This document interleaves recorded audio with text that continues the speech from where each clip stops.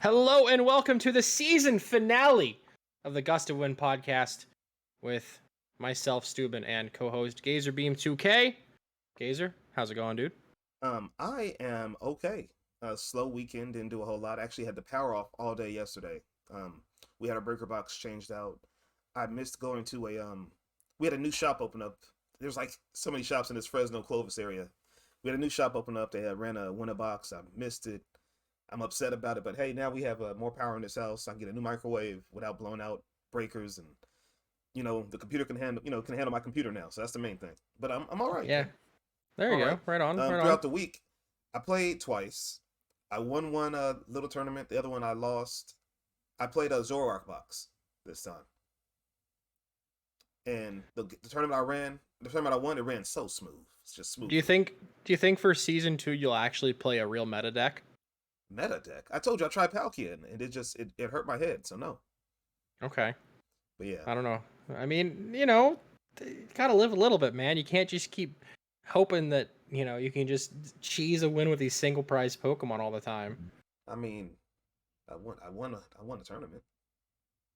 I mean, then I got demolished in the second one I played this week, but I mean, I won and won in the tournament, so. Is it worth it though? No, it's not. Of course not. Anything else? What about you? Yeah. No, not really. A couple decks for the YouTube channel. Casual local playing. Ran tournament at the shop I work at yesterday. Nothing crazy. I don't get to really play too much. I've been streaming a little bit more. A little bit of variety. Tiny bit of PTCGO. So it's been a little bit of fun to get back into that. I mean, and try and make myself do it more. Lately, yeah. I mean, the Digimon videos are absolutely insane. How they just out of nowhere hit like a few thousand views in comparison to a couple hundred. I honestly don't get that. But it may be something we'll talk about in a little bit. But as always, we are not alone. Just go with it. We're not alone. We are joined by one of our best friends on Twitch, Zach Roy, aka Senior Doom. We're not letting Gazer do the Blues Clues intro this time. We had someone here who knew Digimon. No, I mean, come on.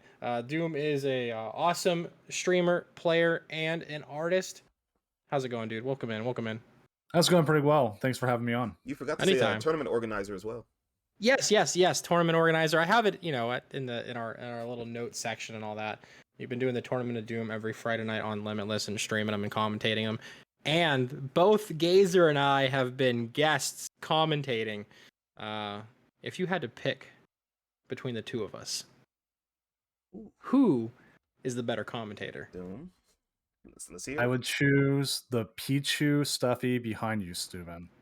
Oh, that's savage. It's not a bad choice. That's not a bad choice. It is really cute and fluffy, though. If I had to choose right now, I would bring back Pokeyemi over both of you. Okay. I'm not mad at that either. That's fine. I understand that. I gotta take my shots. I'm not gonna pick a favorite. I'm gonna pick something else. Let you two continue to squabble. I see how it is. Who does Doom love more? I'm not telling you. Okay. Well, I mean, Doom. Right. When I'm asked between you and your brother, Heat Miser, I always choose Heat Miser. It's but that's easy though. I mean, I would pick you. I wouldn't pick Heat. No. But no, Doom, thank you for joining us, man. We are both. I feel like we're all good friends here. Steuben and I, not so much, but you and me and you and Steuben, yeah, of course. But of course. No, how are you doing this Sunday afternoon? We're recording this on a Sunday. How you feeling? Feeling pretty good. Just normal Sunday afternoon. Taking it a bit easy. Actually taking my weekends now. Starting that with the Tournament of Doom, I'm up till like 2 a.m. on Friday nights into Saturday morning. So yeah, my time it's like 5 a.m. when you're all said and done. So I was definitely feeling it the day after that I just did the Swiss rounds. Yeah, let's just say I still slept in today after sleeping in on Saturday, and thank God for Mrs. Doom letting me do that. And then the caffeine intake has been probably excessive. Caffeine. I haven't had any today. Yeah, I need some. Yeah.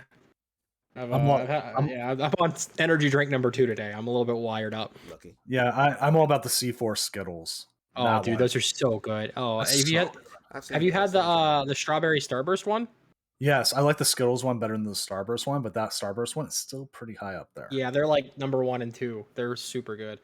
I've been really loving these Ghost sour warhead watermelon ones though too. When I can get them, all these like candy brands getting into the energy drink game. It's a lot of fun.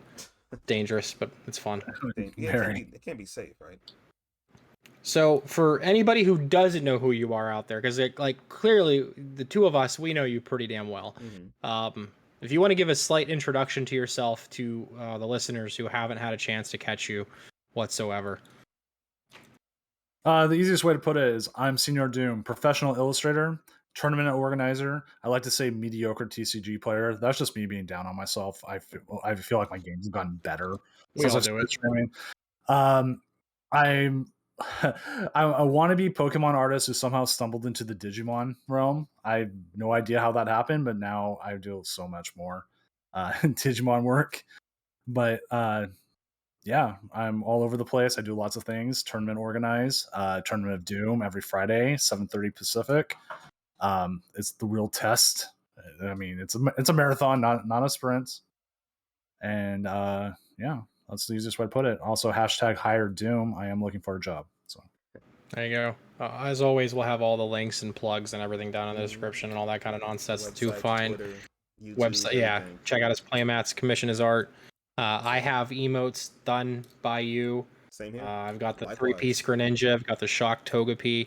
And then, of course, I have a Digimon playmat stashed away, too. So Togepi was done by Doom? I didn't know that. yeah. That was it was one of the Flash ones, I believe. yeah, when I used to do a lot more emotes. Yeah. Then you find out playmats are much more lucrative, so you kind of shift your business model towards those over emotes. I do miss like the rapid fire like auctioneer kind of style man, though. so Those fun. streams of like, oh no, I want this, no, I want it, and everyone's like kind of fighting Those over times them or were fun. whatever. I would come in and I say, "Hey, Doom, I'm busy right now. I'll be back in like 20 minutes. I want that emote." And then someone swooping and buy like right when I say that, like, "What? Well, okay." They do it to spite you, Gazer. Yeah, I know. Yeah. It was annoying. Actually, I had thought about having Gazer come in and just like pay him and just have him say, "Hey, I want this," just so people would buy it. It's a very solid strategy. Gazer, here's $5. Say you want every emote tonight, and then yeah, when people see it, Gazer wants it. I want it now.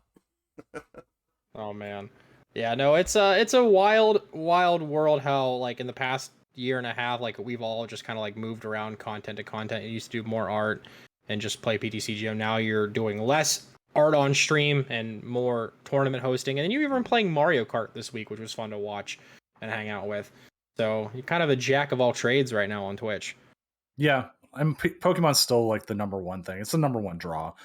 But like diving into Mario Kart a little bit was fun, and then I almost dived into Digimon Survive, but I had to choose between that or updating my computer, and I needed the computer update more. So yeah, I think Digimon Survive would be a cool stream. I'm not into like the visual novel kind of games, or I would have got that day one. So had you ever played the? I hear it's like the Telltale games, right? Where you make the decisions Right. and make choices. Yeah. Yeah, and then like a tactics battle in between, like sort of similar to like Advance Wars or Fire Emblem or whatever kind of combat, like Fire like the Emblem. old, yeah, like the grid. You move around and Digimon get actually rules that way. They had a game like that back in the early 2000s. I think it was Digimon World 3, where it was like grid based and something like that too. So I think they've dabbled in stuff like this before. They just put it all together for once, combined it all, and yeah. So Digimon World 1 is like the goated Digimon game right there. I think it's definitely super nostalgic. I know people are like listening, like, why are you guys talking about Digimon so much tonight? It's a Pokemon podcast. What? It technically is a Pokemon podcast, but I mean, like, it's a hot topic, and we'll talk about like maybe Pokemon content being a little oversaturated later on in the pod. We do have other that things. you had a tweet about that earlier, and it got a little heated in that tweet. Yeah, it did. Yeah. It did. But before we and get I to, had a lot of responses. Yeah, go for it. I was gonna say before we get to the 6 prize turn, which Doom, I don't know if you know what the 6 prize turn is, but we're gonna ask you 6 rapid fire questions, and you give us whatever answer comes to your mind, just right off the bat. Before we get to that, 2 things, too. So this is the end of season 1. It's not the end of the podcast for anyone freaks out, or if anyone cares actually. But it's the end of season 1. We're gonna cap it off at 20 episodes. This is episode 20, and we'll take a little 2-week hiatus. Come back right after Worlds. Talk a little bit about that. Stu, anything you want to reflect on for this past season? Yeah, I mean, it's been a lot of fun. We've had a lot of different guests. We're learning as we do it. I mean, like you just said, we're only 20 episodes in, so it's definitely it's an adventure. There's definitely some hurdles to overcome. There's things that we want to do better, in general as well. Like some of the feedback that we've received is that we don't always keep on a topic long enough to flesh out that conversation and that discussion. So we're gonna work on that kind of stuff, and really just push ourselves in a better direction. And it's hard to say for sure where we'll end up and what we'll do. We'll try some new segments when we come back. Maybe a new logo, new layout, all that kind of stuff in the works. So we'll see what happens. Kind of like a refresh. Yeah, it's like when you watch a TV show, like back in the day, a cartoon, and after a couple seasons, they bring in a new intro. They might switch the song, they might switch up the animation. We're just gonna switch things up slightly. It's still be the same good, content you guys are here for, but we're gonna switch things up, do things better. Full disclosure, Soup and I, talked earlier today. We had a little, I wouldn't call it a disagreement, just a discussion. We had a discussion about different things to work on. We at the end of the day we agreed on we have to push forward with this. We have to keep this part. So we are trying to make this bigger and better for you guys. This season has been fun though. It has been fun. No actual real complaints. No. And for people that are specifically listening to this episode thinking it's like the end or whatever, it's not. Gazer and I have a dynamic where we love to hate each other, but we actually don't hate each other at all. It's just it's just a stick. That's all it is. No, we actually have no ill blood or whatever between each other. But we've had a lot of awesome guests come on, and I finally have some Apple reviews to read. Oh, let's hear it. I finally have some. The very first one of all things came on July 4th from the user GazerSucks69. I'm not making this up. Doom, it's all. Doom, are you laughing? It's. Are you laughing at that name? The title of the review is the best Pokemon podcast on Earth. Minus Gazer. But the description of the review is only 4 words. I enjoy this podcast. I enjoy. That's 5. But the username GazerSucks69 is that's really funny. The second one is from Joe Creed 28. It's a 5-star. They're both 5 stars. This one just says, I enjoy the podcast. These guys have good guests and really help you learn more about the TCG. Good work, fellas. Oh. So yeah, we finally got Apple reviews. If you want your review read on stream, love it. Leave us a 5-star review. You don't have to. We're not telling you to leave a 5-star review, but there's an incentive for you to do it over on Apple Podcasts. To get your name shouted out, get your comment read. So shout out to GazerSucks69. Yeah, shout out to GazerSucks69. All right. Yeah, hopefully I'll just closing on those thoughts on season 2. I hope this next season we do is bigger, better. We work on things we need to work on. I hope we get more reviews too. So that's a fun segment to read off the reviews. That's fun. Yeah, that was they could get wild and weird. So if you guys have an Apple product laying around and you want to help us out, go for it. On Spotify, there's I think 10 or 15 5-star reviews, but they can't leave text on those whatsoever for whatever purpose. So we just got to hope that the stars are in it for us. Zach, I'm sorry. This is probably the most least professional podcast you've been a part of. No, I've been part of some others. So. He said no. He said, oh, no. No. That feels good to hear. But okay, I'll pick it up. I'm going to turn my little mini fan on. Yeah, 6 price turn. Okay. All right, so, Stu, Doom, if you guys are ready, let's get into the 6 price turn. As I explained earlier, Senior Doom, we're going to ask you 6 questions, so rapid fire. Answer them as soon as you want to, as quick as you can. Don't even think about it. Don't even hesitate. You ready for this? Ready. All right, this may or may not be Pokemon related, so prepare for it. You want me to start off, Stu? Yeah, go for it. Okay, least favorite baseball team? New York Yankees. Oh, wow. He knew that one. Pizza, chicken, or Chinese? Chinese. Okay. Shadow Rider or Ice Rider? Ice Rider. Yeah, I know. Drywall or concrete? Drywall. Why is that a question? I don't know. Why is that? Oh, quick side note, I did work with some drywall today, so that was actually just on my mind. Okay. Wait. That question sounds a little off the wall. It sounds a little off the wall. Okay, I'll move on to the last one. Least favorite generation of Pokemon. 5. Yes, let's go. My guy. That's my Oh, guy. Gazer loves that answer. I hate Gen Favorite era in the Pokemon TCG. Sun Moon to Lost Thunder. 5. That's a super common answer. Mm-hmm. It's a very, very good format. Yeah, it's a lot of fun looking back and like trying different things too now. Like, I definitely enjoy it.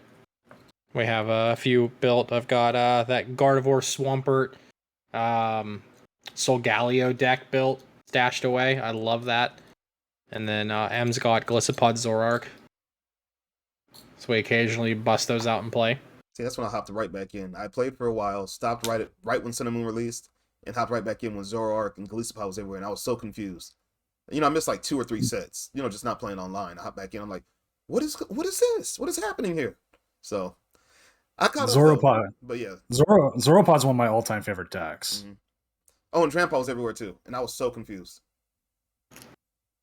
So in terms of other favorite decks, currently, what do you like? Palkia Ice Rider. Mm-hmm. It works really well, and I like it. I've been using the double quick shooting variant, which fixes a lot of math sometimes when you can't find the Leon or you want to get like a 6 prize turn. I did that against a Bolton using double quick shooting. They tried to hide, and I'm like, no. You're gonna get the bench done, and then I went and bossed up the other one. I'm like, there you go. Nothing left there. So that's what I'm liking the most. Power wise, I like Arc Intel as well, but the mirror of that is just so boring. I like bang my head against the desk. Yeah, that's a snooze fest. I got a tech for that mirror now. It just hit me like couple days ago. Yeah. Starmie V. Yeah, I mean, yeah. The Palkia decks that usually have a Starmie in there that can kind of keep it hidden can pull one over on an Arc Intel player. But think about it. They're going to charge up, they're going to have 3 energy on an Arceus, charge up another Arceus. You just come in with your Starmie, swing, knockout. Unless they have a big charm, then you miss by 10. But other than that, at least you get, knocking out something. If not, it's going to be the same Wash Rush from Pete, where they, pick it up with Sharon, and the same. Palpata back in, and yeah. The whole thing again. Mm-hmm. Like I was practicing it on Sunday, and the game handed me 4 mirrors in a row. I mean, yesterday, not Sunday. And I just clicked the game off, and I went and touched some grass because I'm not going to deal playing Arceus until mirrors the whole day. Yeah. Yep. Got to get that grass touching in. That's what we're doing in the break of the podcast. We're both going out and touching grass. Maybe not for Gazer in California. There's no grass there. It's all caught in fire. It's dry. It's burning. Yeah. It's burning. You can go touch the dirt, rub the sand or whatever. I don't know. That sounds horrible. So other than those 2 decks, you had a sleeper pick leading into the Worlds format here for the event. If you were going hypothetically, what would you want to play that isn't either one of those 2? My 2 sleeper decks are actually the 2 decks that appeared in the finals of the Tournament of Doom this week. Shadow Rider, just because after seeing it play and seeing it go through, especially against the Arc Intel, it feels like it can buy enough time to set up. And maybe against Arc Intel, it's a good counter. So I'm a little bit more bought into it, but at the same time, I'm not too much because again, it was only my tournament, and like probably by then the players were like, taping their eyes open. But there's some chance of doing it. Like maybe there's some changes to it. Like I kind of want to put VIP Battle Pass on it. Whoa. See how it works. Whoa. Okay. Then the other one would be Mew VMAX, which obviously in tournament results this week we saw came back with a vengeance. And so kind of not, people thought it was dying off, but it's kind of coming back, and it still has that 50-50 against like every matchup. Like you look at its stats in like all the online tournaments, just using that as a barometer. It's got hundreds of matches, and it's almost always wins like 51 or 49%, or maybe sometimes 53. It doesn't really have like an auto win, but doesn't really have an auto loss outside of like dark decks, and those just feel dead. Yeah, they really kind of just fallen off. People for a while were trying to throw the dark package of like Moltres and Clara into whatever kind of deck and making it work, and Darkrai never really popped off the way it should have potentially, or it's just still missing a piece or 2. and that could have been potentially shaken it up the whole Mew meta a little bit sooner than later. But yeah, it just kind of fell off with the power of Palkia and like Arc Intel coming back in and creeping in again. Arc Intel's gonna stay until Intel Rotates, right? goes away, Yeah. and then it's still going to be too powerful because Starbirth is just too good. I think Arceus is gonna be up there for until it rotates, and probably Yeah, Palkia we'll too. see like Arc Bibarel forever probably. It reminds me a lot of Pika-Rom, where it came into format and it stayed all the way up until like 2 months before it rotated. Yep. Pika-Rom was it. Each rotation or each new set, something is supposed to die, or something's supposed to kill it, or it's supposed to go away. And when it lost, like, what did it lose? It lost Electro Power, Thunder Mountain, something else. I was like, oh, it's done. There's no way. It's a wrap. And it still managed to survive. And I'm like, Pika-Rom, you're everywhere. What are you doing? Everybody thought like Colossal was like the linchpin for Pika-Rom, and like Colossal never did a dang thing. Now, Colossal was good and expanded for a while. It had a short run and expanded, but then it finally kind of just died off a little bit. But it's still, in expanded, I've played it still kind of decent because it's still thick and it can accelerate and it can do certain things, but it's just not where it should be. Yeah, it doesn't seem like it's that high up on the expanded tier list, which then again, like expanded is just like the Wild West right now, honestly. Hasn't it always been the Wild West though? No, it when they first had expanded, it just kind of felt like an extended standard for a while, and it really didn't start to feel terrible until the last year or two with these big VMAX Pokemon. Yeah, that's true. Because Electro just unlocked everything for the VY. So yeah, that's true. You're right. Yeah. Oh, Electro, into the Tina Chomp, and then into the Dialga with a scramble switch, and just all these crazy Electrode things, and then just like Scoop Up Net broke Shaman when that came out. They had to ban that. That was fun. You guys didn't have good times with that? Yeah. I played it for like 1 week, and I said, okay, you know what, this is fine for getting points on my ladder, but then I just moved on. Yeah. I had fun benching a Shaman and then scooping up, benching another, just going through my whole deck. I felt like a Mew player before Mew was a thing. I just burned through my whole deck, no problem. Yeah, expanded is just in a weird place, and we're still waiting for any sort of announcement for the next season. And if they even announce a single expanded event, maybe that'll change things, but it just doesn't look like they're going to. No, and it needs a very deep ban list, or even just a rotation. Yeah, I was gonna say maybe just rotate a few sets, right?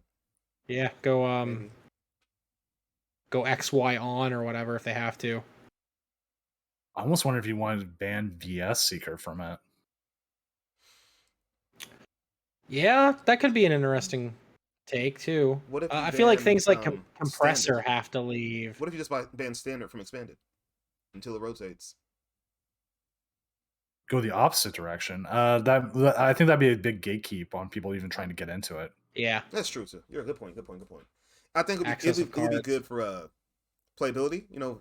For just cleaning up the meta. The meta of Expanded. But you're right. Anyone just starting, you get a mixture of all cards. So yeah, you're right. Good point. Yeah, they're gonna, if they would do that, they would have to print some sort of expanded based product. They would have to. There'd be no way. Mm-hmm. If not, prices of cards would either tank or skyrocket in the process. We wouldn't be able to tell which way it goes. We wouldn't know. Yeah, we wouldn't. We wouldn't know. Yeah. It would just be super crazy. Mm-hmm. That's definitely scary to think about. Yeah. Do you think you'll ever do an expanded Tournament of Doom? No. No? Why not? No. Same reasons? Same reasons. It's just, it's going to be like Shadow Rider mirrors all day. Maybe a couple interesting decks come through, and I'll be like, yeah, great. That's why I love to commentate on, is like the interesting decks. But some of them, it's like, okay, this is all set. It's done. What more can I commentate on? Like, I feel like watching like the TPCI casters when they know like the game's over and they're trying to extend it. It's really difficult, and it's like I'll be a little bit more blunt and go, this game's over. Yeah, just click close out. See you later. Yeah, we're going to TCG Player now. We're going to look up some card prices. Let's look up some prices. Let's look at some art real quick, you guys. Here we go. No, your choices for what you would play at Worlds. I seen the Shadow Rider when our guy Ozzy, shout out to Ozzy. He took Shadow Rider to the finals of your tournament, and I was messing around with Shadow Rider maybe 3 or 4 weeks ago, and it's not It's not as strong as it once was when it first came out, but it's not terrible. You can actually, like you said, you can stall for time using the freaking Shadow Rider V. The basic V can stall for time against a lot of decks nowadays, except for Palkia. But No, Palkia is just going to continue to run it over. yeah, but I mean, you can stall against Arceus, you can stall against Mew. You know, you get a good chance to stall with Shadow Rider too. You can build up enough Shadow Riders to, you know, use your ability and draw cards. Remember when Shadow Rider was like the fastest deck around? Yes. Yeah. Yeah, remember that? It was so crazy. It was so fast. And then like you said with Mew, I was watching our guy, a Primetime Wizard today. He made a run in what tournament was that? Some online tournament this morning. He made a run, and he was playing Mew. And I watched maybe 4 of his games, and half of them he had not such a good start and bad draws, but Mew just draws so much and so fast and so hard. Eventually, he's able to self-correct, get a knockout on a big V, gust something else up, get another knockout, and just the opponent couldn't keep up with him. So Mew's so fast. I don't think it's tier 1 anymore, is it? It's like the bottom of tier 1, or what do you think? It's like tier 1.5, where it's like still a little too good to be tier 2, but it just sometimes doesn't have enough to get itself back into tier 1. Yeah, I think Mew can get outpaced by Arceus just because of Sharon's care. Yeah, and I feel like at the beginning of every new set, every new format with every set, Mew will probably be still like king of the crop for like the few weeks there. Just because like people are going to try these new deck lists, they're going to be inconsistent, they're not going to know their lines of play, they're not going to know their outs. Yeah. And a consistent Mew list can just punish innovation. That's sad. Yeah. That's so sad. It's unfortunately true. You want to experiment, huh? I'll show you. Oh. Yeah, and I mean, like, Arc Intel feels like another safe deck every time a new set drops. I'm curious to see what Giratina is going to end up doing into the mix. I know people are saying it's not as good as I think it is, or people are really hyping it up, but then, like, it hits the right number to deal with Arc Intel in one shot if you go far enough. Mm-hmm. I don't know. I feel like it's going to be just another deck into the meta, and it's going to be up there, which is great. I would rather have like 4 tier 1 decks that all battle each other than just one tier S deck and everyone else hoping to beat it. Yeah, I'm with you on that. I think the more options and variety people have to be competitive, and just in general, is just better for the health and the growth of the game. Mm-hmm. It seems like every set comes out and we get like one definitive, like, tier 1 deck, and then we get a couple like tier 2, tier 3 rogue options. And you get something like a Mad Party, Regigigas, Lunatone Soul Rock, something where maybe it has a splash early, but then once everyone figures out how to beat it or what you need to beat it, then it just doesn't show up. Yeah, those single prize decks can be aggressive fast. Just run out of steam after a while. Yeah, tell me especially against like Arc Intel. Still, like, Lunatone Soul Rock can take going second, you can take a turn 1 knockout if you have the right combination of cards. But as soon as they start Sharon's caring, your goose is cooked. Mm-hmm. Yeah, or you get hit with Roxanne. Yeah. Oh yeah, Roxanne ends that deck. I like to bait Reggies into taking like 3 prizes off an Ice Rider early, and then I hit them with the Roxanne, and if they don't have the Dragon one already out, or it's the one that took the KO, then I'm just going through, bam, okay, I got 3 cards. And then Pal pat it back, and I wait until they got a little too many cards again. Roxanne again. Roxanne. Let's see if you're able to continue this. Yeah. I talked with you last weekend about that, Doom, because you were playing in the team challenge. You guys bowed out, and what round you guys lose in? 128. Yeah, you guys made the top 128, but yeah, you ran into a Reggie player, and I felt bad. And I was a residential Reggie player, of our podcast. That was me. Subin wouldn't touch it. It was all me. So I would get Roxanne, and I should just say Roxanne wasn't a problem. The main problem for me was Temple Sinnoh. But usually I could bounce back from Roxanne. But there were a couple games where I'm like, dang, I'm not drawing anything. What do I do now? Or like you said, they took out my Reggie Drago. Now what do I do? So yeah. And then knowing that like they don't play Manaphy, I was able to like spread the damage on stuff that I knew wasn't going to come up. And so then once I had 90 health left on both of them, I took 2 more prizes for game. And that would ninja swing. There it is. Boom. Or we come in with the intel, take a 120 KO like on one the lightning guy, and then put 20 on something else, and then go through. And either they have to waste their scoop up nets on those, or lightning guy. He puts some respect on Reggie Lecky's name, man. Lightning guy. I call it easy target.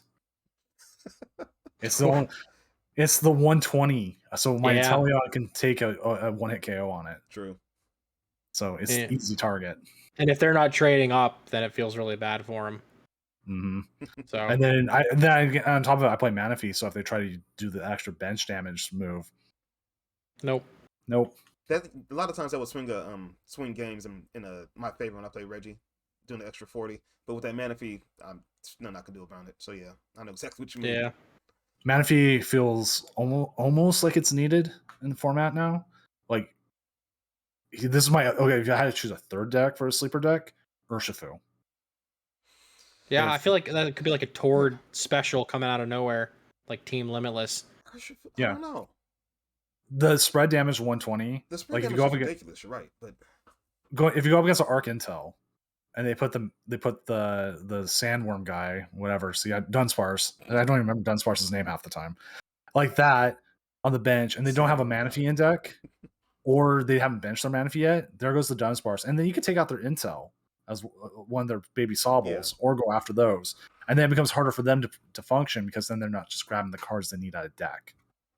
I guess you're right. Yeah. I was just thinking with that Dunsparce, you're not getting a one shot, and they're gonna just Sharon's Care. I was like, maybe you can force them to have to Sharon's Care 1 and not the other one. Fine, but if you can hit that Dunsparce without a Manaphy, I guess you're right, because then that completely changes the whole game for you. So yeah. Yeah, it only takes someone like the Limitless team who have just come out of nowhere every time with Urshi every time it matters. And I mean, now with Arc Intel being probably the best deck in a vacuum outside of Palkia, it's got a target on its back, and we've seen people even try and like tech other Arc decks recently to like throw in like Tapu Koko. Not Koko, Decidueye. Oh God.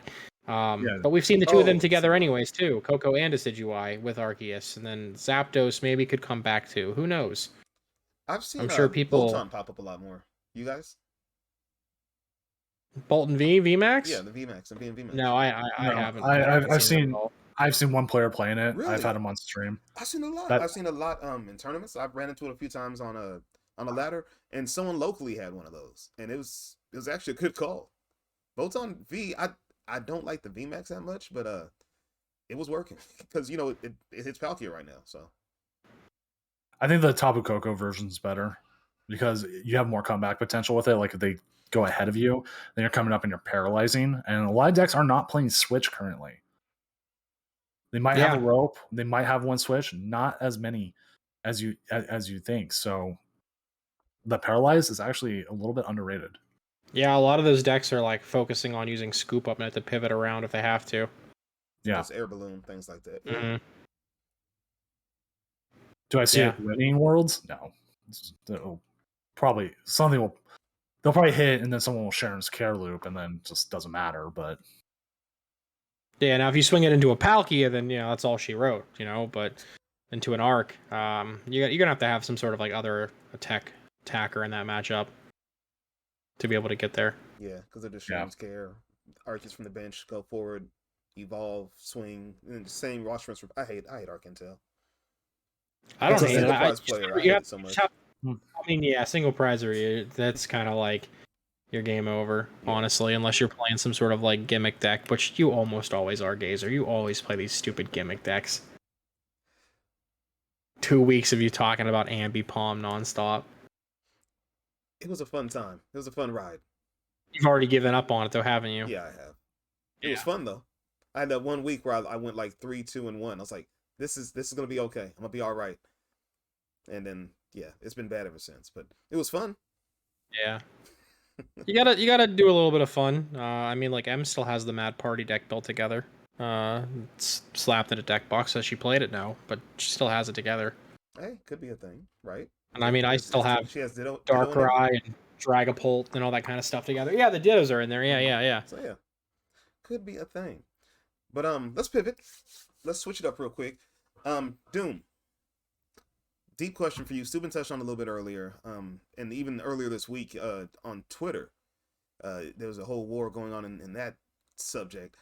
Do you feel like the state we're in now regarding Pokemon is becoming a little oversaturated? Do you feel like there's no variety? What do you think's going on? And opposed to Digimon, which seems to be on the rise right now. Last week, Subin, I messaged you. I said, hey, Subin, there's some Digimon packs on sale over here at this card shop I'm at. Should I get them?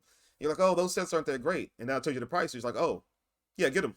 So, I'm Yeah. like, maybe I should open those on stream. Switch up my content a little bit. So, dude, what's your thoughts on just Pokemon as it stands right now, PTCG, and the Digimon trading card game?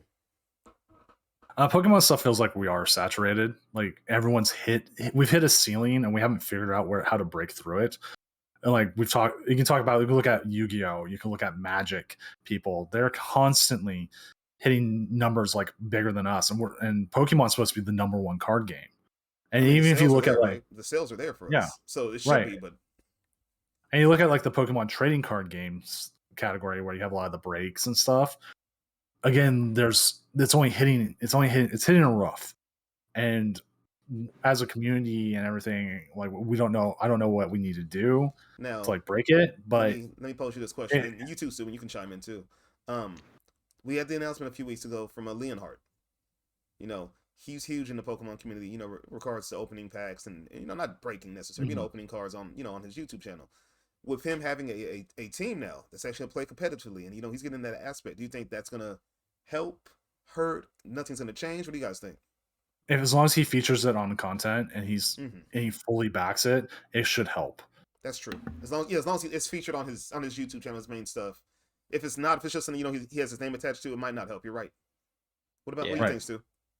So there's already a disconnect with that in the first place. The name of the team is Rare Candy.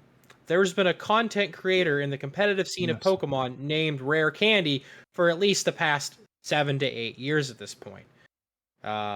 So clearly there's already like some just sort of like, do they not know? Like, are you kidding me? Like, how would you not know that this guy exists? Yeah, when the name was announced, I thought it was Rare Candy. Like, oh wow, he teamed with him. I'm like, oh yeah, he didn't team with them. Okay, it's something different. It's weird. And it could be good. It could be good, but yeah, he's gonna have to put that into content. And like one of the guys in the team, Frank, I know him pretty well personally. Like he lives an hour away from here. He comes to my shop and buys stuff and hangs out sometimes. Like it's good for him and it's an awesome opportunity, but hopefully that they, as a team collectively get pushed more forward by Leonhardt's massive audience already. Mm-hmm. He's got 100,000 YouTube subscribers or more, or 1 million or something. I don't even know actually. Let's actually look that up. He's got quite the large following, and I don't know how often he's actually featured playing content. I mean, look at Frosted Caribou. I think she's broke 100,000. So yeah, Leonhardt has to have millions in it if she broke 100,000. 1.71 million. Yeah, and like Frosted Caribou now is an official commentator for Pokemon. She's commentated at NAIC. She's commentating at Worlds.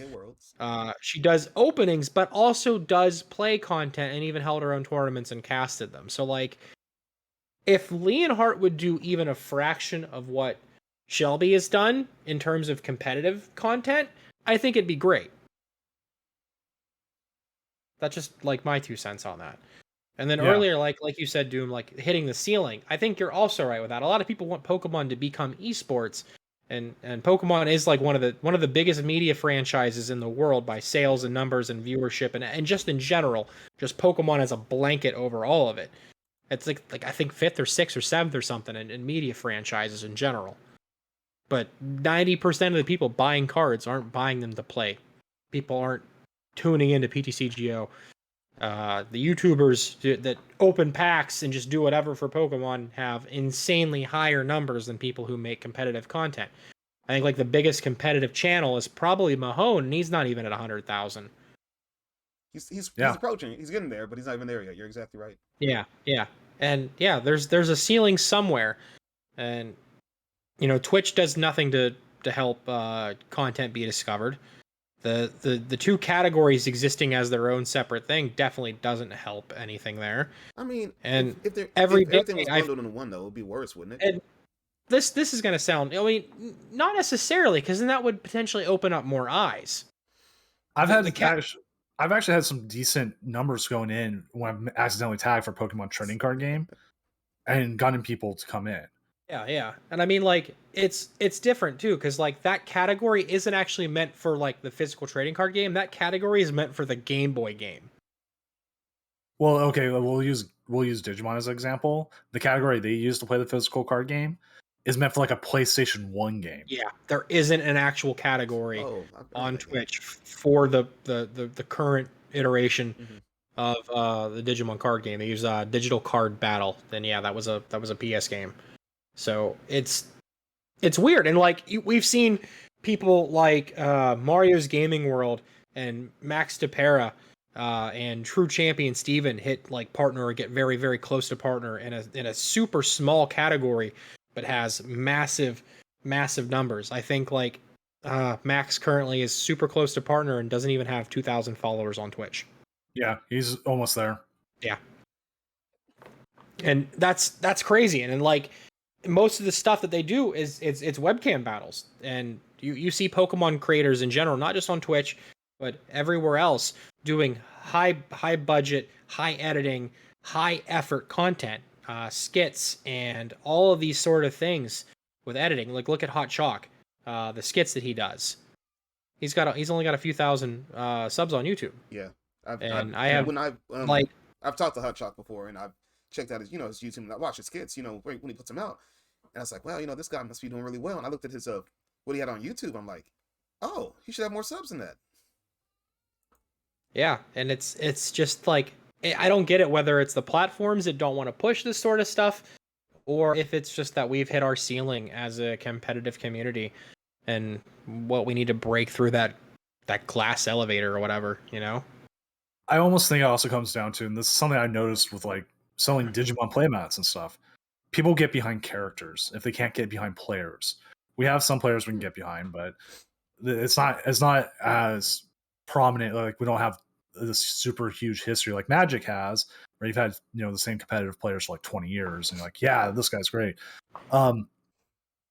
The decks change so much, and a lot of our competitive people we try to focus on all the decks, but we don't come in like, I'm the Mew player and I'm going to go win this tournament, and everyone comes in like, I love Mew, and they're going to buy Mew stuff, and our decks change. Like Pikachu's been part of what, as far as I can tell, like one competitive deck in the last like 10 years.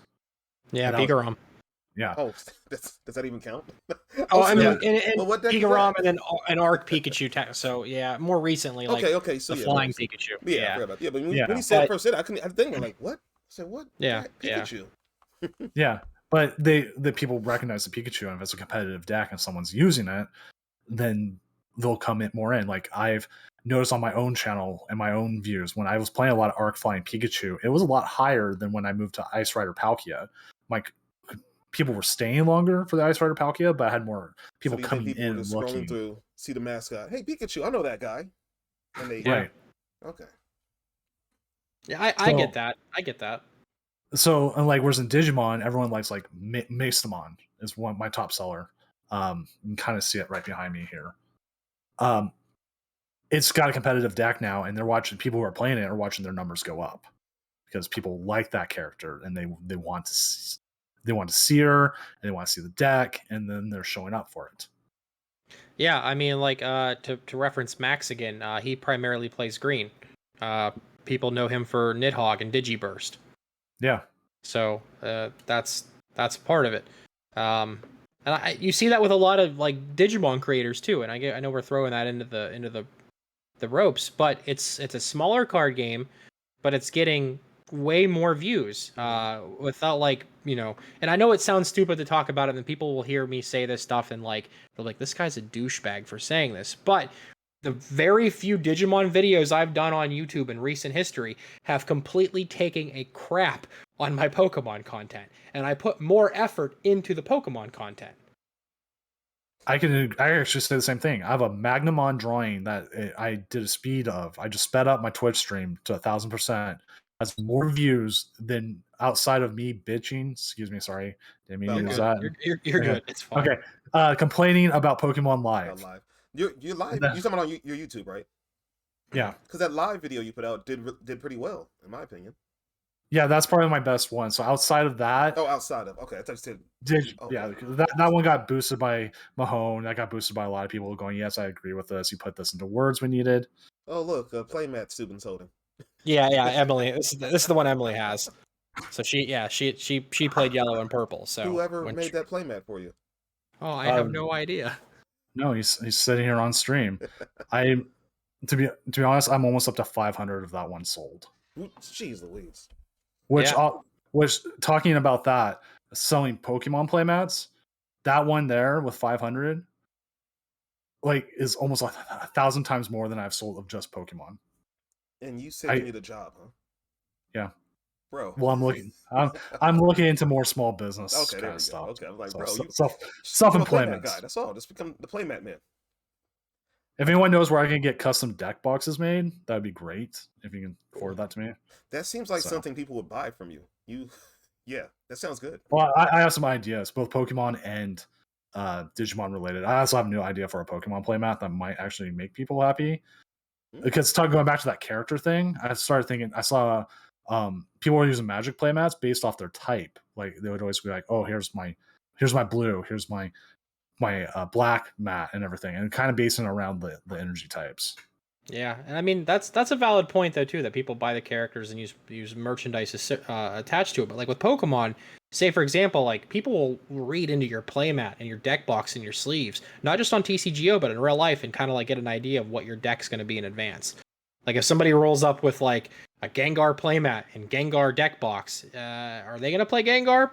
They might be. Possibly. They might be. Yeah, possibly. They might be. And so like that could definitely shake up that mindset. But like weakness is a thing, and metagaming that way and knowing different lines of play and matchups is a little bit different in Pokemon compared to Digimon, where like you just need to know your deck and how to maybe deal with their deck.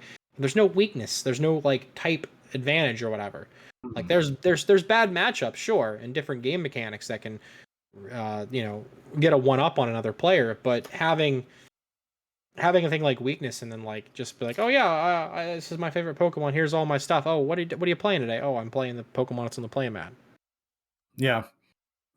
Here's an interesting thing talking about visuals like that and knowing to play against your opponents.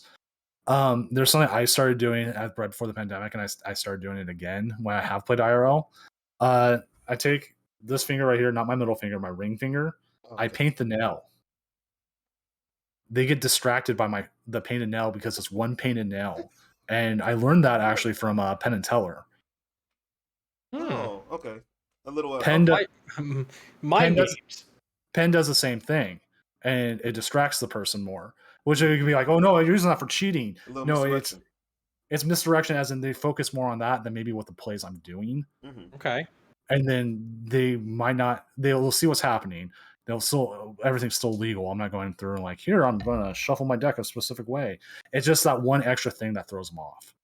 And you can watch yourself noticing, like you'll watch a player, maybe they're doing it unintentionally. Maybe they have a pimple on their right cheek, and you'll just unintentionally look at it because it's not meant to be there. So what if I take it back to the mid 2000s? I put a Band-Aid under my eye and play like that. You think that would distract someone? Like do like Nelly? Yeah, probably would. Or they think you're just trying to mimic Nelly and probably possibly downplay you as a player. This guy's a gimmick. But no, that's getting that from Penn and Teller. That's pretty clever. Because it's just basic misdirection, like the most basic misdirection you could do. Just look at this over here. Don't worry about what play I'm making. You forgot to put down that Sobble already or that Drizzile and what I got from that Evo Instant. You forgot all about it. Boom, here it is, surprise. And they're like, wait, when'd you get that? Off the Evo Instant. You missed it. Yeah, it's there. You're more focused on my hand. Mm-hmm. That was why like Pokemon will sometimes have people cover up tattoos on stream, because tattoos can be distracting. It's just little things that come in and distract the player, and visual things that you need to be conscious of as well. And also I just like to do that sometimes because it just looks interesting. People be like, hey, why is your one fingernail painted? And I'd be like, because I killed a man, or it's like getting the teardrop tattooed underneath your eye or whatever. I'm gonna get that tattoo tier. I'll start playing with that one tattoo tier. I'm like, what? They're like, wow, Gazer's a criminal. Yeah, we knew that already. It's fine. Okay. Yeah. But like talking about that, they focus on it, but they will focus on your hand, so that also kind of gets them to like see you actually shuffle.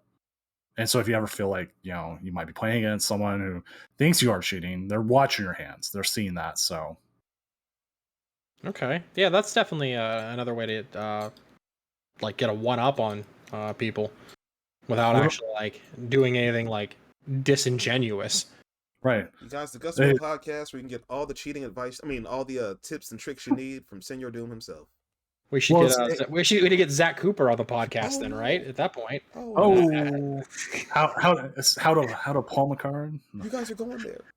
We need Michael Long to teach us how to put Greninja on our laps, and Zach Cooper how to palm It a was a ball. boss's order, right? Wasn't a boss's order? Yeah, palm the boss.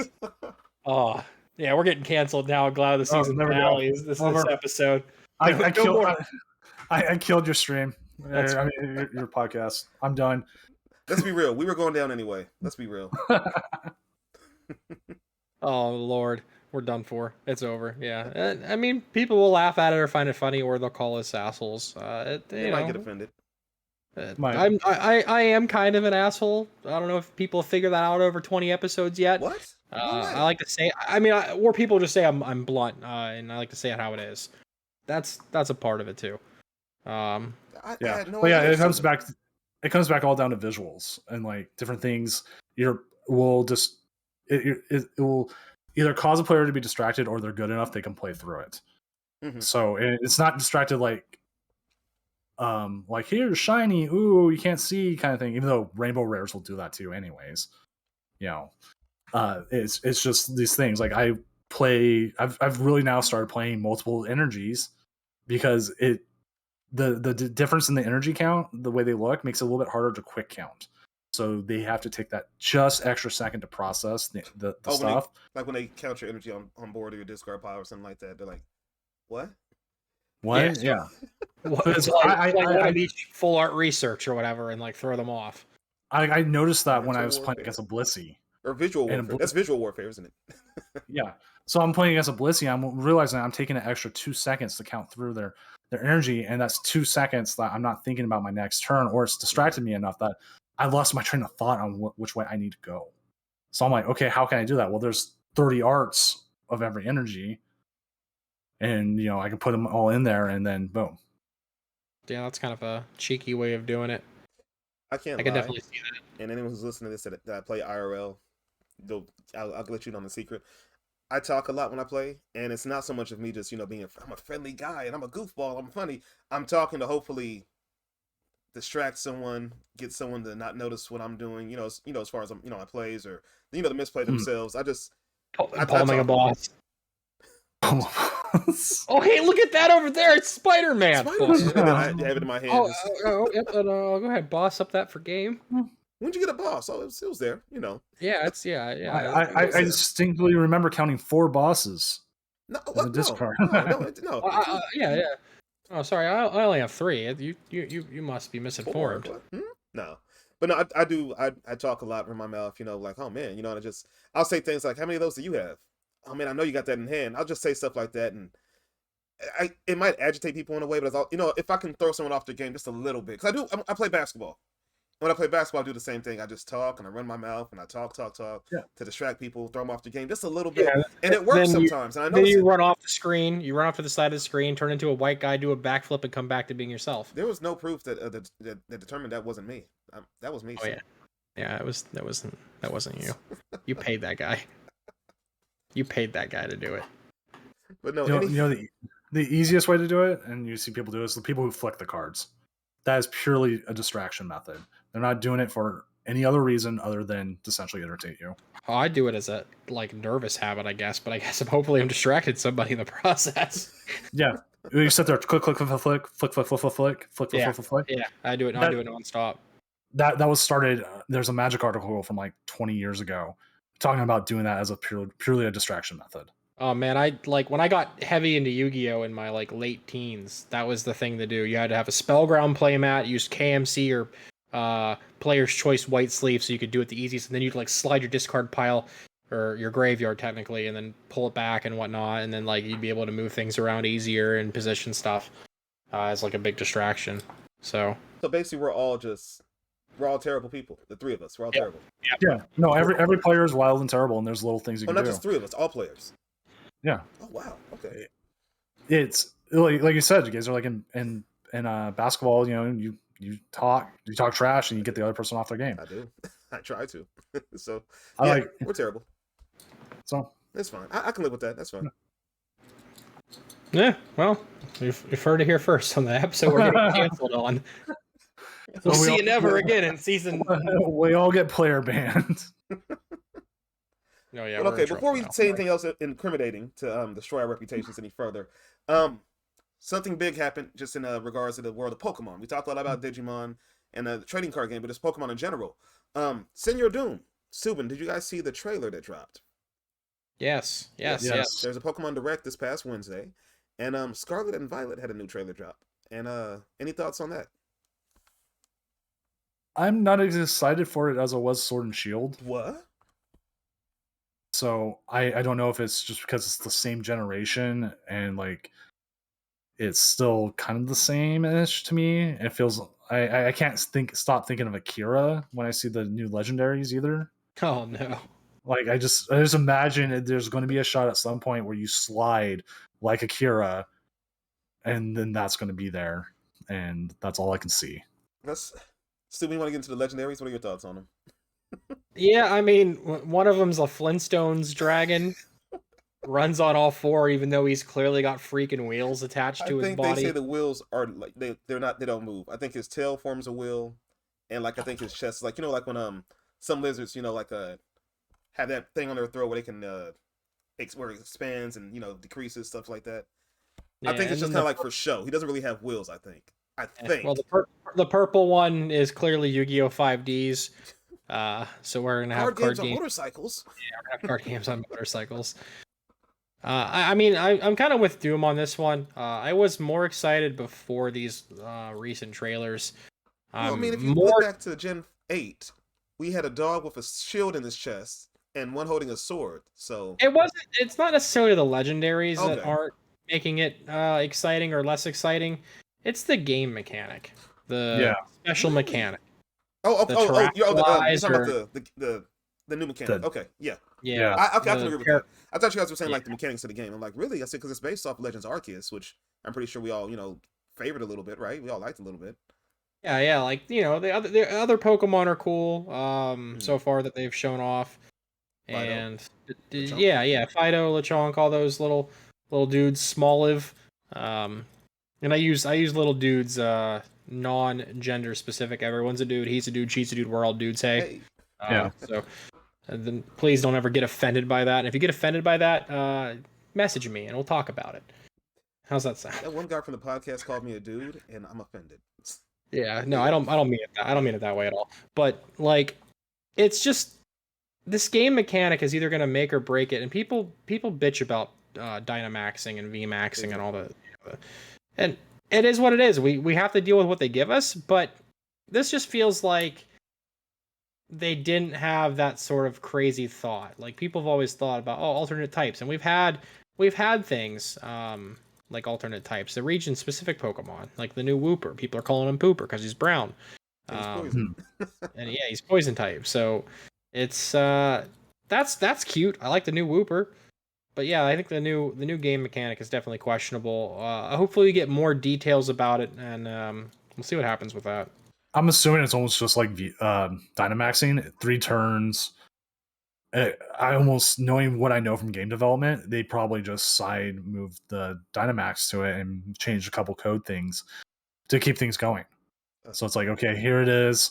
Works for 3 turns. Your Eevee's got a giant diamond growing out of its brain, And then they mentioned that like they could all be different types too. Like you could have 2 of the same species, and then the ability will change it into one feels grass, one is lightning, and so on and so forth. But does that open the door for like Delta species to come back into the TCG though? I would love that. I love Delta species. Well, that's one of the biggest. We'll get the first of those cards revealed pretty soon, right? Worlds, yeah. Yep. But do you guys remember in X and Y when we had like a Pokemon that had 2 different types? Dual types, yeah. Yeah, dual types. Delta species are another thing too, where it's just a whole random type. Yeah. That was exclusively just Steam Siege, I believe, right? Yeah, I think the dual type mechanic should have stayed. And it's something I wish it brought a little bit more dynamicism to the weakness stuff, and there is a lot of dual type Pokemon. Like you look at easy easy ones like your dark types. You usually have a slash type. Like Gengar could easily be psychic dark because like they keep moving him around on whatever color they want to put him for this rotation. Like I wouldn't be surprised they move him back to psychic at some point. But yeah, the VMAX is dark type for Gengar. There's a single prize one that's psychic. The one that's coming out in Lost Origin is a single prizer and it's psychic. Like it's the whole poison type and they can't figure out where to put poison. That's the problem. Yeah. Remember? Do you guys remember when poison was a grass type? Yep. Yes. Back in the day. Yep. Way back. Grass, then it became psychic just because I guess purple. I don't know. Well, visual color, you associate purple. poisons with purple. Poison, yeah. So and now it's all dark. So poisons moved around more than anything else, hasn't it? Yeah, it's probably the most Fairy most and then poison. One. Well, poison and fairy, right? Yeah. Yeah, and fairy had its own type, and then they decided to kill it. But yeah, like we'll get rid of dragons too, and then they brought back dragons that have no weakness or resistance. So right. The dragons are hard to use because they use multiple energy types. I was so afraid they're going to reprint double dragon energy. I'm like, then you're going to completely negate that. I can see Giratina V-Star being absurd and expanded. Double dragon energy and counter gain. Call it a day. Have fun, kids. Yeah. Forgot about counter gain. Mm-hmm. Oh, you took a prize card on my Comfy? Haha, sucks to be you. Counter gain. Double dragon energy. My electrode to get energy. Oh, look, counter gain. Now this works. Yeah. So, expanded is done. We already said it, but expanded's done for. There's no way. No way. But yeah, I think the mechanic will be similar. It might actually be more similar to Break for the TCG, where it might be something you put on top. You still have access to everything else. It wouldn't. This mechanic has to be for whatever they're gonna have for like GXs, EXs, Vs, VMAX. It has to be something big, right? It has to be a big chunky Pokemon. We know that. Breaks are just for basic one prizers. So it's not unless you put on top of a big V, or I guess it wouldn't be Vs anymore. What do they call them, like TXs or something? Oh my God, Texas. TX Texas.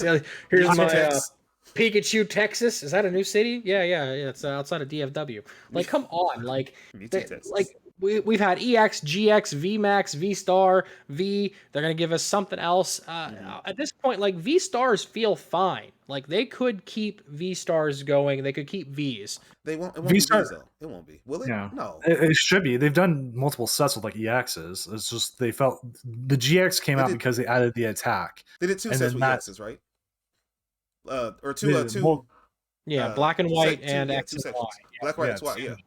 And then the only reason they got rid of it was for the GX attack. So they had the GX attack for the match the Z moves. Yeah.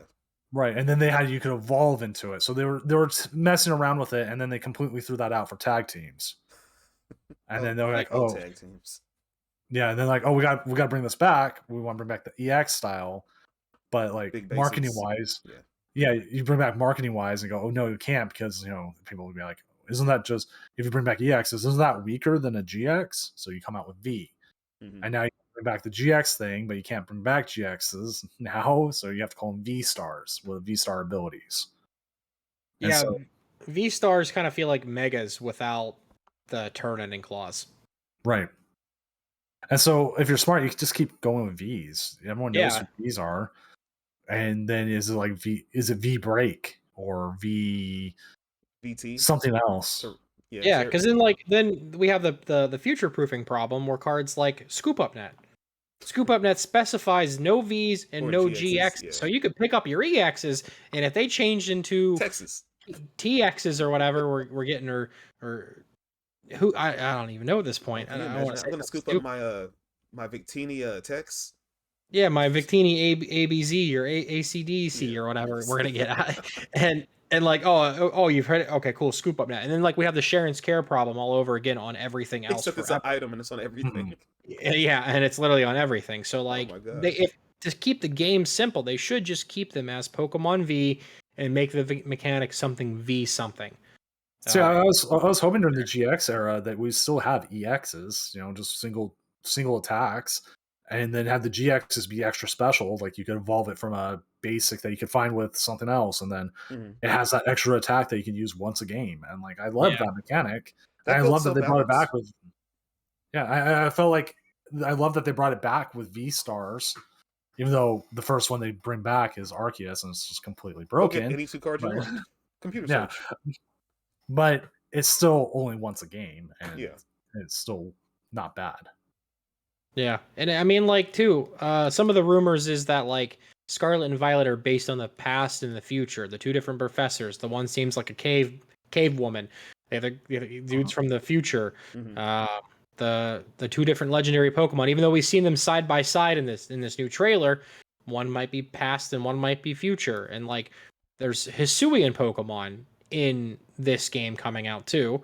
And Arceus allegedly took place in the past, the distant past. So how are they available to be used in these games when maybe there's that past future thing? And then what if wild card here? What if we go into an era where we have GXs, EXs, Vs, and everything all at the same time? What? That would be a wild thing. What? They could print all of them. Same power creeps, different levels, and then you just got to figure out a way to play the game. I highly doubt it'll happen, but I don't see how they could distinguish the GX and the V's fine, but the EX just feel like and I know you said it earlier, Doom, but a lot of people just say that's a weaker version of GX, wouldn't they say? Yeah. Yeah, so I would compare EXs and Vs more than GXs. Like, I would say the EXs and Vs are more similar. Like, you have your EX that are just your big basic or whatever, and then the evolutions would have been the Megas. And Megas play sort of similar to V-Stars without the turn-ending clause. yeah. Yeah. And then GX feels it's like itself, since it can be a stage 1, a stage 2 off of a basic type Pokemon or a single prizer with the GX attack. Yeah, like I remember using Espeon GX, and I loved that. Like using whatever EV I needed, like the best EV was Attach Energy, Mhm. Evolve Gosh. Up. Yep, Energy Evolution. Yeah. Oh, that Eevee. Oh my gosh. Which could you imagine that? Could you imagine that EV in current format with Jolteon? It would be a must play. Like if you get Lightning Energy on it. All of those VMAXs would be insane if you could evolve off of an Eevee that way. That'd be nuts. Yeah. We'll never see. I don't think we're gonna see Energy Evolution Eevee again. We've had like 3 or 4 of them, but I don't think we'll see it again. No, there's some cards we'll never see again. Possibly Energy Evolution, possibly Float Stone. We'll never see again. That's gone. Yeah. No more Versus Seeker. No more Versus Seeker. That's gone. There was something else recently. Field Blower. Field Blower will never come back. They went back to Tool Scrapper. Field Blower. The GXR had a lot of trial and error stuff that I think they were trying to see if they could do it, and then they reeled some of it back and kept others. Yeah, or they took something. I used to they downplayed it a little bit. They nerfed it a little bit. Okay, Float Stone was too powerful. Let's do Air Balloon. It only reduces retreat cost by 2. So you can't have your freaking Garbodor retreating with a 4 retreat cost now. Exactly. Mm-hmm. And that's what the GXR was for. Like Guzma, you can no longer boss and switch in one turn. Now you just have to boss. And yeah, it's gonna be weird. Hopefully, whatever they show off at this big announcement at Worlds is enough to give us a little bit of a hope for the future for the game.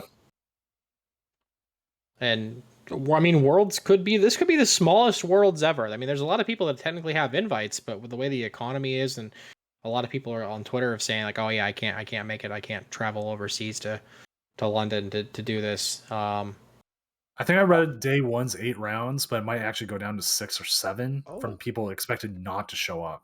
Yeah, it might go down. Wow. Yeah, I heard it's like a 3-day thing now, right? Mm-hmm. Yeah, it's gonna be like day 1. Yeah, go ahead. You know it. Yeah. Day 1 is for everyone. Is for everyone except for the people who was like top 16. Yeah. Who got day 2 invites, and they don't start playing until day 2. But you can change your deck going into day 2. So the day 1 meta will not be the same as the day 2 meta. No, and that's top 16 for everyone in each region, right? Yeah, and then they're saving that London Open, the first championship points events of the new season, to everybody who doesn't make it into those last single elimination rounds. Yeah, so I didn't hear about that till last week. I was talking to a player who's going. He's just going to go to play in the London Open. I'm like, what's the London Open? And he's like, oh, yeah. So I was like, so the side event? He said, no, it's not even a side event. It's actually you actually get points. I'm like, whoa, that's cool. Yeah, it's go that far for like points. Yeah, it's like a main event almost. It's like a regional without a top cut. So it'll be like just the Swiss rounds. And they even said that if it hits a certain amount of people that are playing in it, they'll split it into 2 separate tournaments or whatever. Yeah. And they'll award the same pricing, hopefully, unless they just decide to mix the pods at the end and then issue pricing. That could be a nightmare. Mm-hmm. So we've covered almost everything that we've had on our little note section here. It's almost over. So we can- But this is the last episode of the season. I like Doom. I want to talk to Doom. Yeah, if you have more questions, ask them. Yeah, I'm here. Art.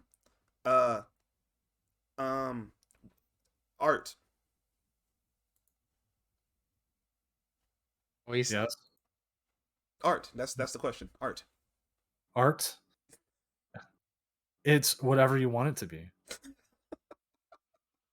Yeah, everyone can make art. It's just not everyone can make art well. That's jacked up. That's hella messed up.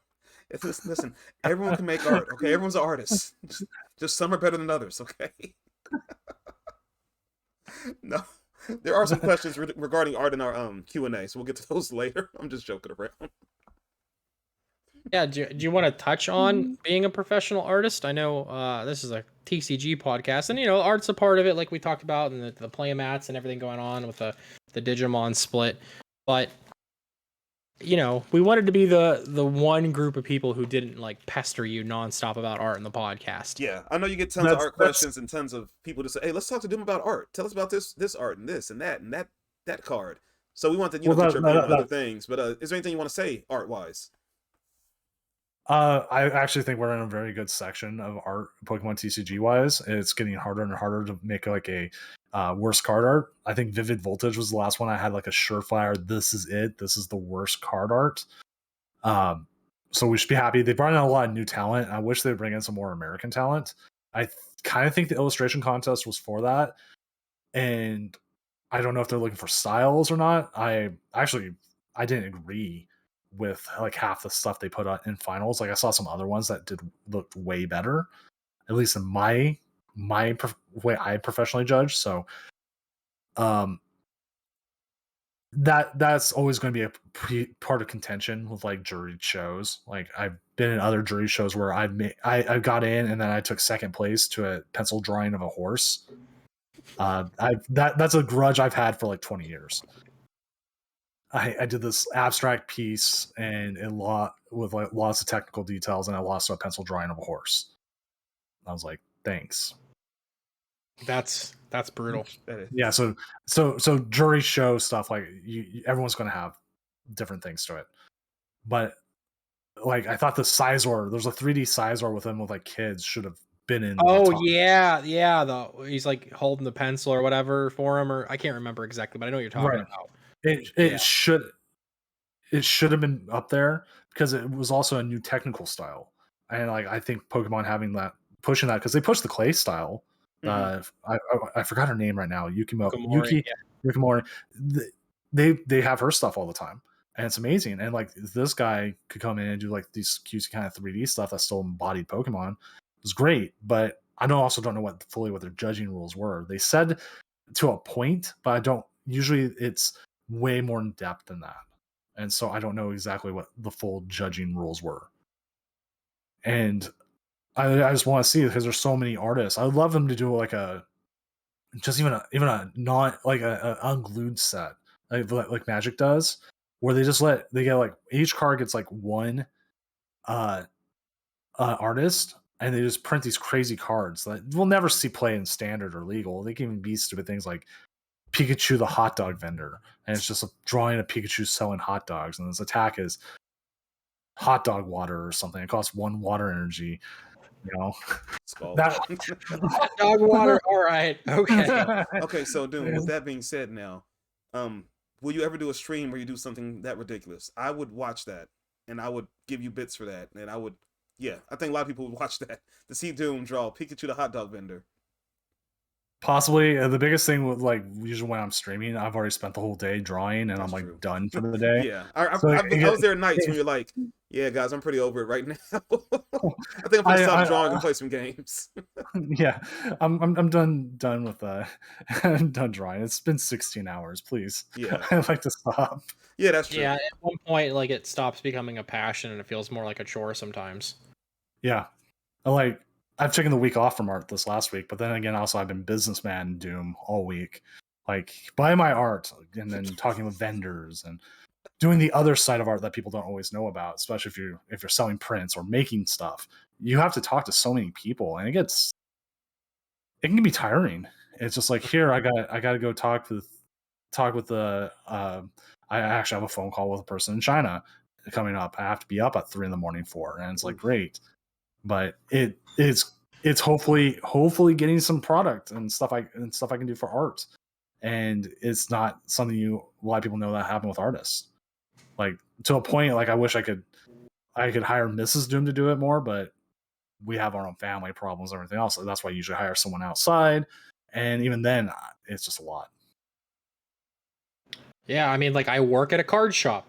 I play Pokemon. I make Pokemon content. Sometimes I just want to say, blah, blah, blah, blah, blah, insert expletive there, Pokemon, and I need a break from it. So I get it. Mm-hmm. There's a lot more aspects to everything that people just don't see. They're like, oh, this guy loves to do this. Cool, I'm gonna pester him for it. It's something a lot of people see, that there's more hidden aspects to everything. Yeah. So you guys heard it here first on the Gust of Wind podcast. Steuben and Senior Doom hate their jobs and what they do. They wish they did not do. No. Oh, okay. No. No, you can get tired of your job. If you work a 16-hour day, would you not want to not go home and teach children? I'm waiting for the day. I mean, my son, I know you hopefully you guys can hear him, but he's up now and he's just blabbing in the room. And yeah, I work with kids throughout the school year. And I'm already mentally trying to prepare myself for I know there's gonna be moments where I come home and I'll be tired of kids and my son's gonna want to talk to me about something or do something or see something. I'm like, I have to be able to get past that. And I'm sorry mentally, preparing for something that's gonna happen 4 or 5 years from now. So I get that. And I had burnt out before too. It wasn't when I was streaming every day for like 9 months. It wasn't necessarily like my, job, like I had to do it to, live and survive, but I was doing it and I enjoyed doing it, but after I'm like, man, I want to do something different, or I'm out of ideas, or I need a break. Hey, today's stream's only an hour today. You guys want to go for an hour? Bye. So yeah. Yeah. I did that for almost a whole year, and then I vanished for a while. So yeah, no, I get it. And I can only imagine you coming home and little baby Beam's like, he's not baby anymore. He's like 10 years old, and he's like, Dad, I gotta talk to you about something. And you're like, you know what, son? I've had enough of kids today. Why don't you go play in your room? I've dealt with kids all day at work. I'm sick of you. But no, Doom, man. I know that's why we didn't want to, bring up a whole lot of things on art. We know you get a lot of art questions and art comments, and you do a lot of drawing, and it's your passion. You love it. And I remember the stories you told about, how you fell in love with art, in high school and things like that. But we don't want to pester you about it. Yeah, and it's all good. I talk art all the time. Talking's a lot easier than drawing. Actually, than drawing. So yeah.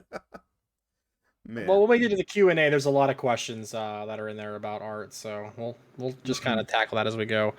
But now we'll move into our Stonks segment, the last Stonks segment of the season. This is where we either take a financial or playability look at the ups and downs of cards in the current standard format, or if you want to talk about expanded, go ahead. We don't talk about expanded here, do we? So, I mean, we talk about how much we hate it sometimes. But yeah, Gazer, do you have anything for us in terms of Stonks? I think this card might see a little more play just because people are starting to figure out a better way to run it, and then it's one of your old favorites, Steuben, Darkrai. Yeah, Darkrai V-Star. I think people are finally settling in on a way they want to run it, a way that because there's different ways to run it. So I think people are just finding which way they prefer, what works for them. I prefer, from the ones I've seen and a couple times I played, just the turbo version, all out, just get energies out, discard them. Dark patches, go hard, go ham. I prefer that one a lot. Galarian Moltres V and the regular one, and I feel like that one's fun too. But I also seen one with Mew. I seen one with Arceus and Arceus, believe it or not. Yeah, there's a bunch of different ways to play Darkrai. None of them feel 100%, but none of them also feel terrible. Well, some of them feel terrible, but in comparison to like like Arca and Tal, how it's like one way or the highway. Like you could play Darkrai many ways. And I mean, I think it's still 10-ish, 15-ish bucks for a V-Star, if I'm not mistaken. Where the regular V's not very much at all. No. I feel like Go ahead. I feel like regular V's are always the cheaper one now. It's just Yeah. you never want it for its attacks or anything else. You're just bringing it in so you can make it bigger. Yeah. The only V that like seen something was worth something was what, Suicune? Suicune's crashed. Blissey, I think, just a basic V. Blissy's probably the most expensive one at like $3 to $5 on average from what I've seen recently. Suicune was at its height though. It was worth something then, right before Power. Yeah, Suicunes were like 8 to 10 when it was like after brain farting who did really well at regionals with it. They were like $8 to $10 for a week or two there. But yeah, like Darkrai, the regular V, the market price is $1.87, as low as 90 cents for the first listing on TCGplayer. However, if you do buy anything on TCGplayer, use our affiliate link down in the episode description. Help us out. The V-Star, as low as $9.95, market price at $10.68 for Darkrai. So, yeah, it's still a $10 V-Star that's seeing zero competitive play. Other than like some tier 2 ladder or me putting out Darkrai videos, because that's what my audience for some reason wants. If you've never seen it locally that played he started off playing, well, a couple guys. One guy was like just wanted to get his hands on Darkrai, had to get Darkrai, got it, played it for a week, threw it away, started playing Reggie, and now he's our local Reggie player. It was me, and then he actually won a 1K. No, he took second in the 1K with it, so he surpassed me. But he threw away Darkrai after a week. Another cat we had out here, he was playing Darkrai, and wasn't working with him, so he started playing Samurott, Hisuian Samurott. That didn't work. He went to Arc Intel. He said he just didn't like the feel of it, so he went back to Samurott. I'm like, man, you're better off going back to Darkrai. So I've seen a few of them here locally. I see them on the ladder, and I see, and sometimes they're sneaky good. So I feel like Darkrai could be more playable. Could see some play just as a surprise. You didn't see it coming. Kind of thing. Maybe like a limitless tournament on a late night tournament or something like that. I think it just needs solved. I think somebody just needs to put the time into it and solve it at this point. Find the correct way to sequence it. Do you need to go more turbo? Need to be more conservative? Mm-hmm. It's just a matter of either something coming out to push it to the next level, or somebody just figuring out an optimal list and then snowballing from there. Gotta go fast, man. That's it. Gotta go fast. It's turbo. For the most part, yeah. You gotta get 8 to 10 energy on play on turn 2 to be able to hit 300 plus. Mm-hmm. But yeah, so Stu, you handle more things on the financial side. Anything rising or falling in the Stonks land right now? So we talked about how bulk crashed recently, and it's still kind of dead at about a penny a piece on average, and even the big vendors aren't buying bulk. But what people are buying are GLC cards. Oh. And it's insane. If I had to ask you what you thought a copy of Colress, a regular common copy of Colress is worth, Gazer, what would you think? Colress is from the black and white era, correct? Yep. It was an uncommon supporter, right? Yeah, yep. Wasn't it a shuffle your hand and draw for each Pokemon in play? Yeah. A regular uncommon core, I would say, let's see, GLC is black and white. $4? Nope, it's cheap as $8, market price $9. Most copies are $10+ a piece. The cheapest is $8. Would you like to know how much the cheapest full art Colress is right now? Okay, so full art's cool. Okay, so that's a secret rare, correct? Yeah. Black and white era. Technically, at the time they were ultra rares at the time. Okay, black and white era. That has to be $60. Cheapest listing on TCGplayer right now is $126. I need to step away for a second. I'll let you guys finish up the segment. I just checked. Oh my! I just checked my binder, and I have a full art Colress, and now I'm looking into maybe selling that. You guys heard it here first on the Gust of Wind podcast. Reach out to Senior Doom on his socials. They're all in the links below. He will sell you his full art Colress for how much, Doom? Let's go 127 for 127. You heard it here first. That's the current asking price. Yeah, I mean, like trainer's mail. I have $2-ish for moderate play. You get into a reverse foil trainer's mail or the alternate art from the Kyurem decks. It's a lot more. Tate and Liza from Cosmic Eclipse, I want to say, or was it Celestial Storm? I don't remember specifically. I That's don't Shuffle remember Draw either. 5 or Switch, right? Yeah. It's Decent card. Shauna or Switch on a supporter. Yeah, decent card. Cheap, $1.50 is the cheapest price. Ugh. And it's not even that old. That's from Celestial Storm. So middle to the end of Sun and Moon. So $1.50 for that. And that never saw play in Standard except for like some random decks. I played it. Yeah, I think I played it in not Sable A. The band one, the guy with the zipper mouth. I forgot his name. Bennett. Bennett, yeah. I'm gonna stand up for Tate and Liza. I played it because sometimes I want to switch out, and it was just nice to have that option. So I played it. I played like a copy. Yeah. Also, so Floatstone, we were talking about it earlier. How we'll never see that again. Damaged copies of both artwork, 286 and 335. Damage. Damage. Moderate played. Yeah. Dang, I've got like 12 of those. Yeah, near mint, they're $4-ish, $5-ish a piece. If you have reverse foils, they're a lot more. I have a couple. I was going through some stuff in my nightstand at the bottom of my nightstand the other day. I'm like, whoa, cards. I have a couple. Wow. Yeah, so if you have these cards and you're not playing Expanded and you think Expanded's going to die like we are, it might be time to move some of these things. Bridget is $5-6, $20+ for a full Bridget art. wasn't easily accessible. Right? Bridget was money when it came into the game. Yeah. People would grab Zora. YZG was a big deck at the time. So you'd be able to grab your Zora, your Ralts, and your Killer. It wasn't easily accessible. That sounds about right. I'll give Bridget that. Yeah, and it's still a good card in Expanded as well because it only excludes EX, so you're grabbing Vs and GXs like super easily.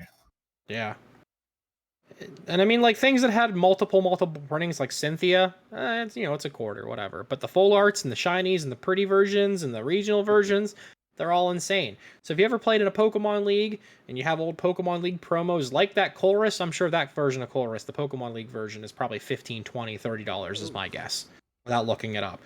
If you have Pokemon League muscle bands with the cross-stitch foil, I'm sure those are insane money because regular ones are like $5 to $7. Okay, that's... So, oof. So for Stonks, even though bulk is dead, you could potentially find value in your old common and uncommon boxes at this point in time. All because of GLC? All because of GLC. And like, it's crazy. People just need one copy for their deck. Yeah. And yeah. You don't see anybody playing Colress and Expanded. Not anymore. Not anymore. There's a GLC tournament going on here in Fresno, I think in a month. And it's a win a case. So what comes in a case? Is it six booster boxes? 6 booster boxes. Yeah, so I think the top person gets 3, and then next one gets 1, next one gets something like that, whatever it is, and then a few packs. But yeah, win a case you can go with like 3 booster boxes. So or top 4 can split and get a box and a half a piece. Ooh, that's even better. So but might yeah, be time for you to build a GLC deck there, Gazer. Yeah, a lot of people here were talking about that, like, hey, let's get into GLC because everyone here we're playing Standard, and a lot of people are like, hey, we should get into GLC. I'm like, GLC is hard to get into, and the prices and. But yeah, a case, win a case. So everybody's like trying to get their GLC decks together now in the next month. So I got to tell them some of these. I'm telling them to go listen to the podcast and hear some of these stonks going on, and maybe they'll change their mind. Yeah, I mean, when it first was conceived about a year ago, it wasn't expensive to play or build decks for. People were playing online at the time anyways and had you have like 47 copies locked of all these cards you can't trade or do whatever with. But yeah, physical events, now that they pushed that alternate play handbook out, they've done side events at all these events and they're going to do it at Worlds. I think the side events is what really made it pop off, right? Yeah, I agree. And now it's got a market. Doom, do you have any stonks either in terms of play or value for us? No, I haven't kept too much up on it. I'm just getting ready for the next set. For me personally, anything I invest in stonks wise is always waifus. Waifus will always sell. And that's not just for Pokemon, that's just in general. Yeah, any card game actually. There's a look up Weiss Schwartz, Oh, we are getting which canceled. is like the anime one. You're not gonna get canceled for this. No, it's look it up and see. There's cards they have there on there that sell for $2,000, and they are waifus. I don't know anybody who plays the game. I don't, but it's $2,000. I heard of the name of the game for the first time ever this week at work. Somebody came in and was like, "Do you guys carry Weiss Schwarz?" And I was like, what's that?" I'm like, who?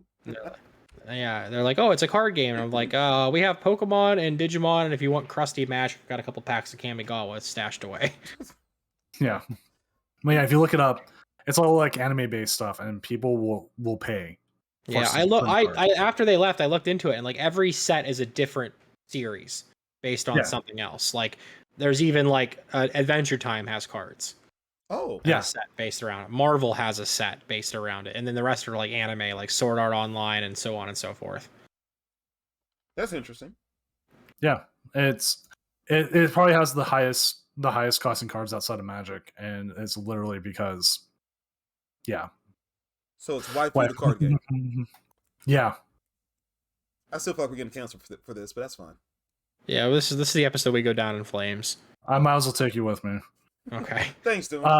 Just looking at it, the top selling one on TCGplayer is currently listed at almost $7,000. I got to step away again from the podcast. I'll let you guys carry it once again. Just a couple of the things you guys have mentioned today have been a little alarming to me, so I need a moment. Okay. See you later. We'll carry on with the Q&A without Gazer. That's what everybody wants anyways, according to Gazer Sucks 69. It all comes back to Gazer Sucks 69. Oh, the reviews. So Q&A time. As always, when we do this, we are live on Twitch, and we have channel point redemptions for people who are in the chat having fun, goofing off, also asking questions. Sometimes they are trolls, sometimes they're not so trolly. I'm going to pick one at random to start. And here we go. This one is from Zand. What is the worst card art in Standard? Worst card art in Standard is Galvantula from Vivid Voltage. I'm going to look at that. I was saying I want to see it too. Let's see. I probably have like an hour's worth of content laughing at that. Was he on a electrical spider web? What is this? Kind of.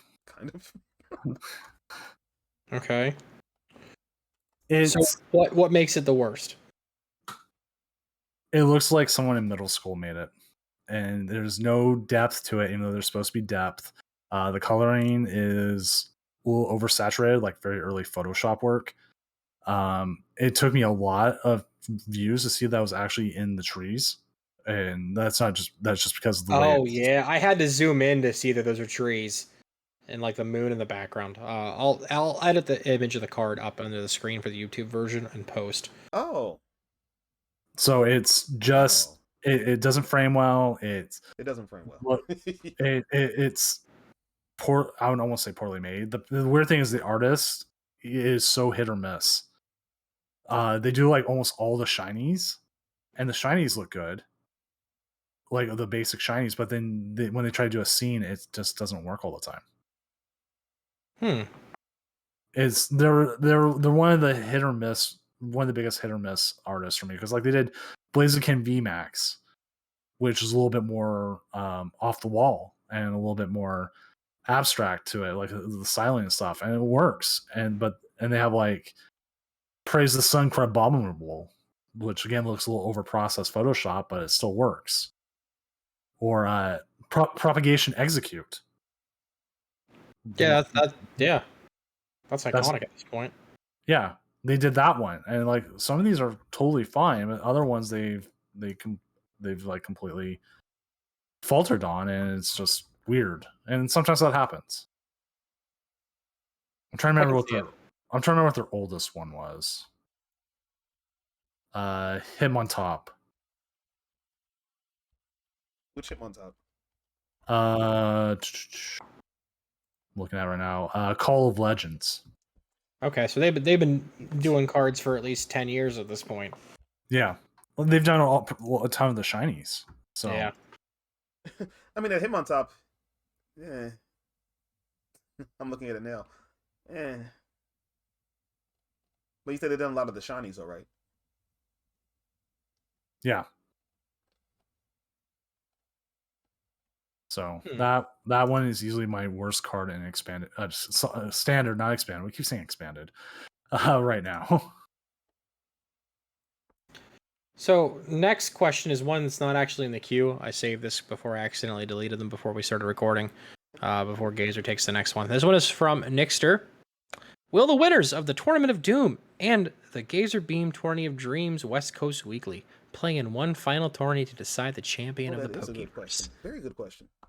The problem is my champions keep saying they don't have the time to do that. I can possibly put together an all-star team of people who've played because we've had so many. Like, I could probably get Vulcan Turtle if you're listening, Vulcan. Hey, you want to come join my team? He's a multi-time champion of Doom. And there's a couple others. So if we're willing to do all-star team on my end, it'd be great. But a lot of my players, they're like, I can play the Saturday night, your tournament, but I can't like set time away to go do a different one. So they concede by default. And Gazer's tournament winners West are the Coast champions. We did it. We did it, guys. Either that or all 4 of his winners can play me. And I will just go 4-0 and we'll move on. This all play you. Oh well, no, we could. Well, let's steal from Digimon on this one. Digimon did a tournament where they had like a champion or whatever, and then every time a player beat the champion, that put a prize into a prize pool for all of the players. So what we could do is have, say, every player is worth 25 codes. Ooh.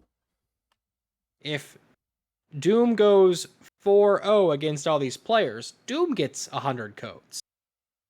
But for every win that the people on the team get, that puts 25 into their prize pool for them to split. I'll throw 100 codes. I'll throw 100 codes. I'll throw 100 codes at that right now. Doom, how's that sound to you? That's intriguing. That is intriguing. I mean, for people that are watching, I got codes for days. I got multiple ETBs full of codes. I will throw 100 codes at this right now. Must be nice work at the card shop. I know. I mean, I buy them for a penny a piece. I'm a scumbag. I mean, Doom's looking for a sponsor for the Tournament of Doom. You want to help him out? Yeah, I do need some help with Go Cards. All right, hit me up. Doom, it sounds like you have a lot of things to talk about with me and Steven after this recording. So probably. Now they're not all new. It's an assortment. If that doesn't matter, but you know, people like to play for Astral Radiance right now. I don't have too much Astral. I already gave Gazer a chunk of them for his tournament. Scumbag. Appreciate it. But yeah, so Doom, we'll talk about that. That's an intriguing idea, Stu. I like that idea. But I'll get into another question. Let's see. You said when at random, I'm just gonna scroll up, down, leave it here. Okay. This comes from Will Be Hidden. Oh, wow. Okay. Rank the following art from best to worst, Senior Doom. Stonejourner V, Stonejourner V Max, Sword and Shield Stonejourner, or Single Strike Stonejourner. Can I just rank them all at the bottom? There you have it, folks. It's a pile of rocks. Pile of rocks. Pile of rocks. There you have it. It's kicking things. I at least give the single strike one a little bit more because it is an action. It's like it's crushing something. Let's say it's crushing a Pikachu. It does actually. Look at it. It looks like it's stomping something. Let's see. And it's Stonejourner as like a little extra violent there. You guys are making me edit this more than I have to and post already. Oh, he is there you go. Something. The ground. Is it just the ground? He's just kicking the ground? It's like he's kicking the ground, but I mean, you can easily. This is where like visual stuff matters. They use red to represent the single strike, so it looks like it's almost. At least they use straight lines to it. It could look like it's blood, so like it's like, ew, a Caterpie crush. I hate Caterpie. It just. So well, there you go, Will. Your Stonejourner art. Basically, the single strike one is not the single worst. strike. Single strike was number one. The rest. The other one. The rest of them is it's a very I'm not say blub Pokemon. It's interesting design because like I think it was very inspired. It just there isn't too much you could do with it outside of it, and like I would definitely say like there's one, the other one in base set It's like almost like it's lording over something. I like that one a little bit.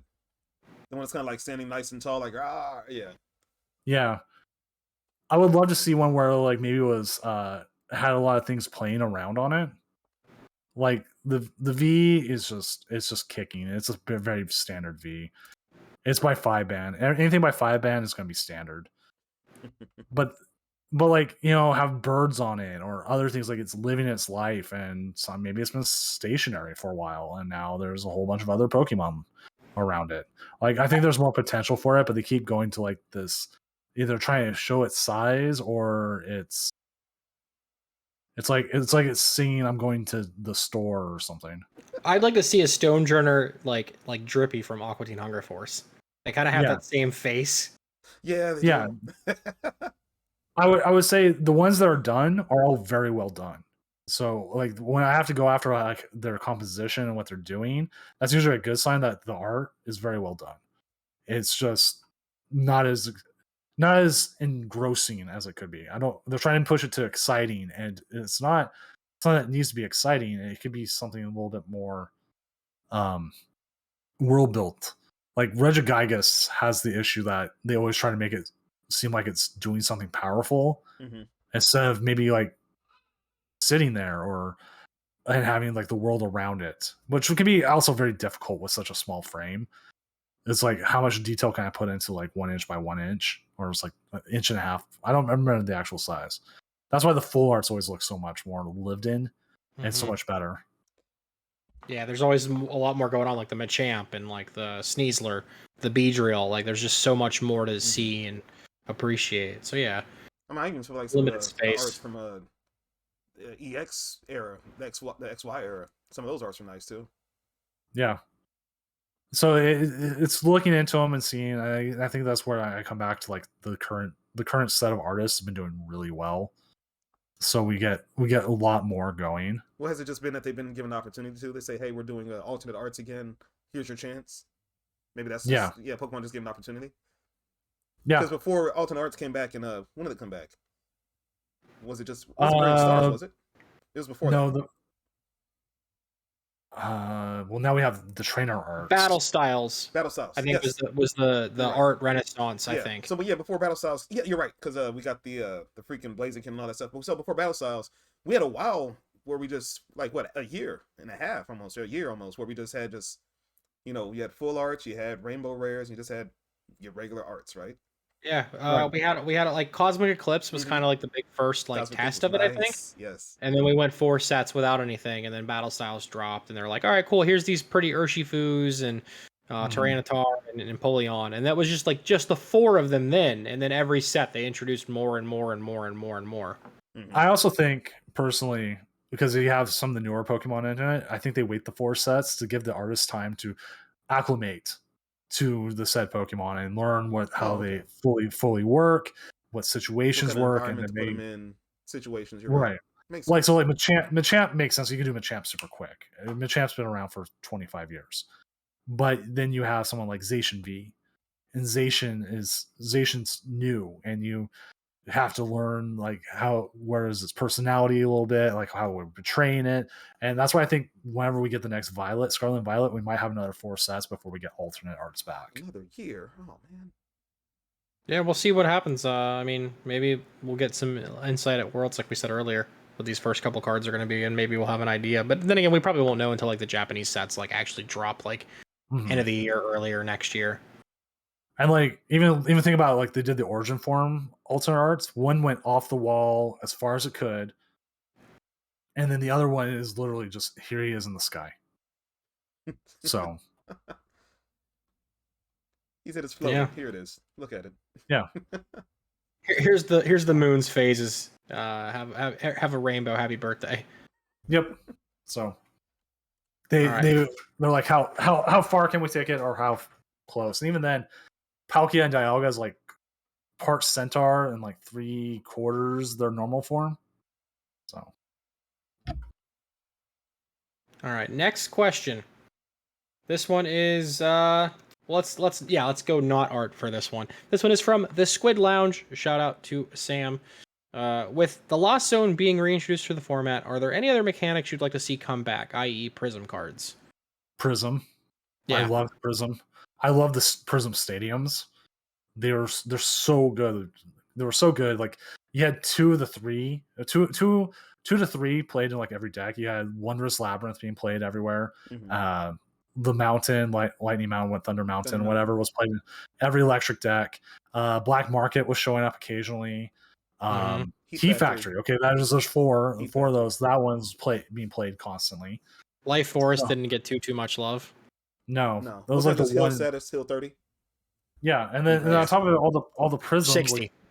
like Coco saw a lot of play. Yeah, even outside of Lightning, where anything needed a colorless energy, Coco was the way to get Tina Chomp attacking like instantly. Yeah. Ditto could evolve into whatever you wanted it to. Whatever you wanted it to be. Whatever you wanted it. Yeah.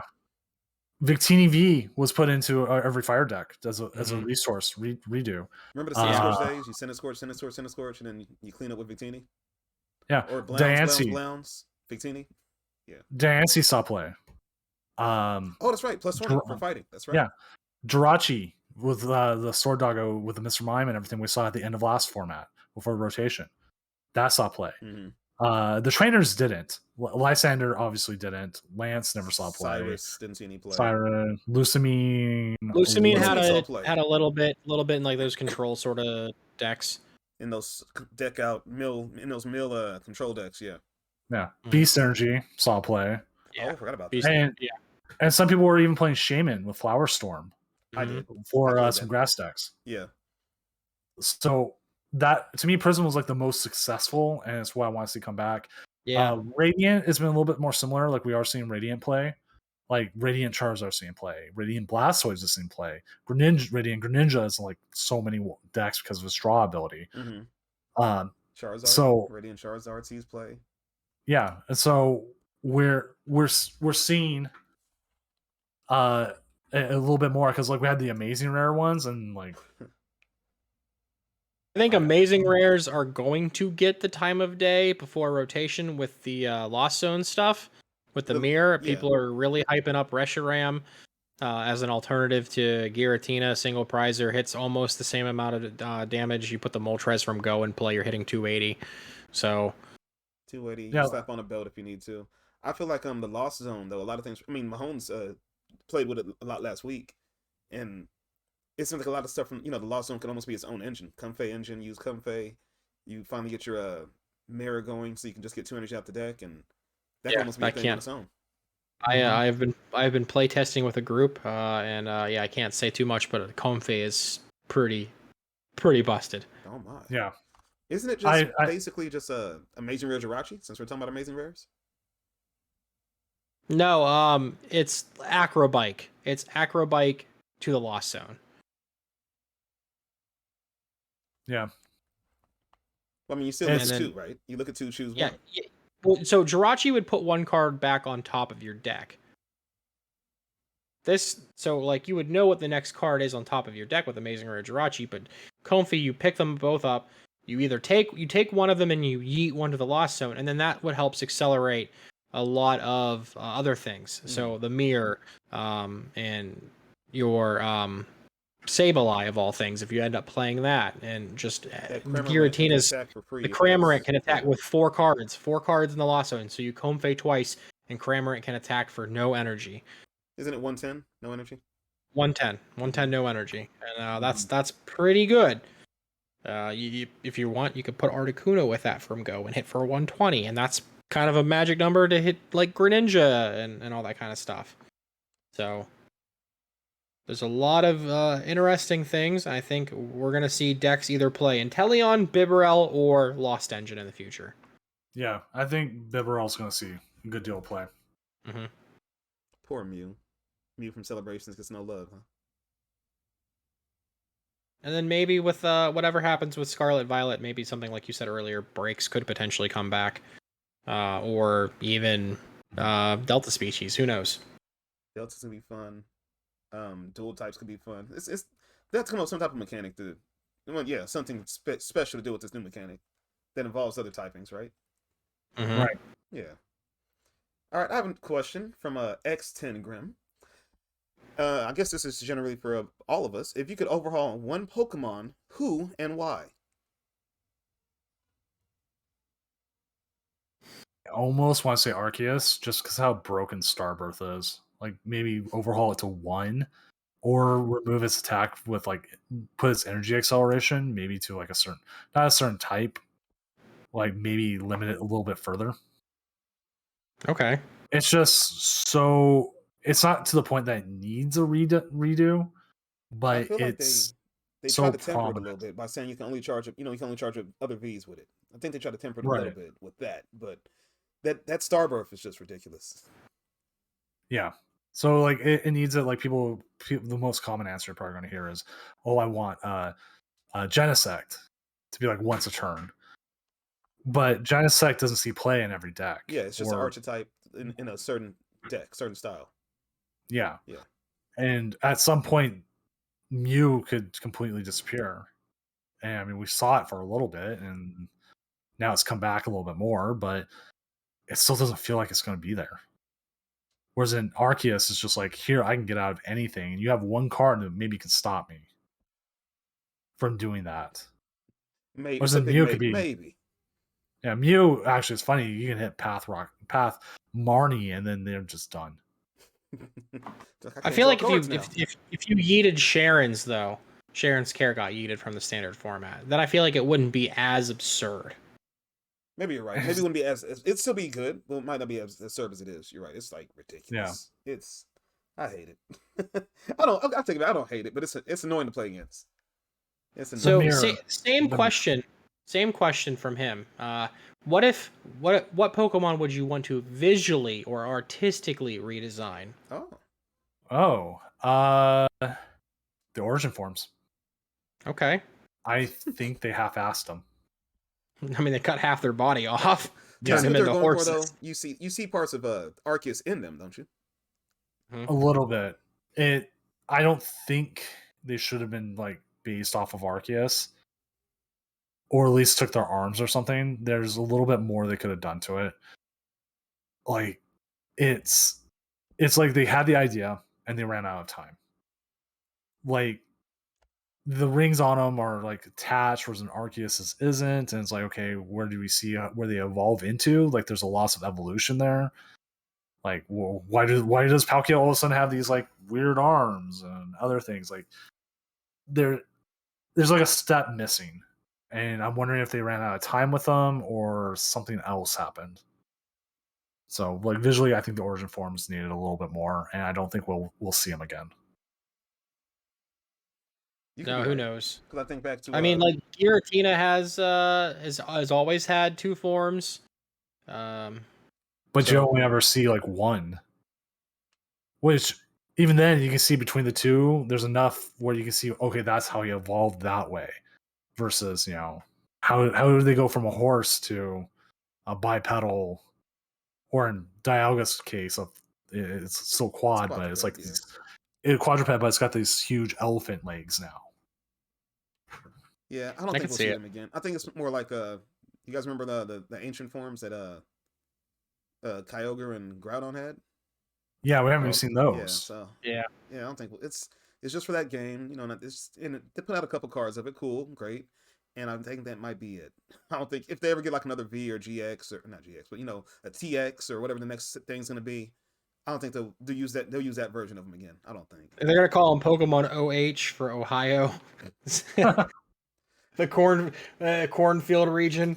Oh yeah, these Pokemon here are more effective if you're surrounded by corn, or depression, one or the other. You seen everyone in Ohio are depressed?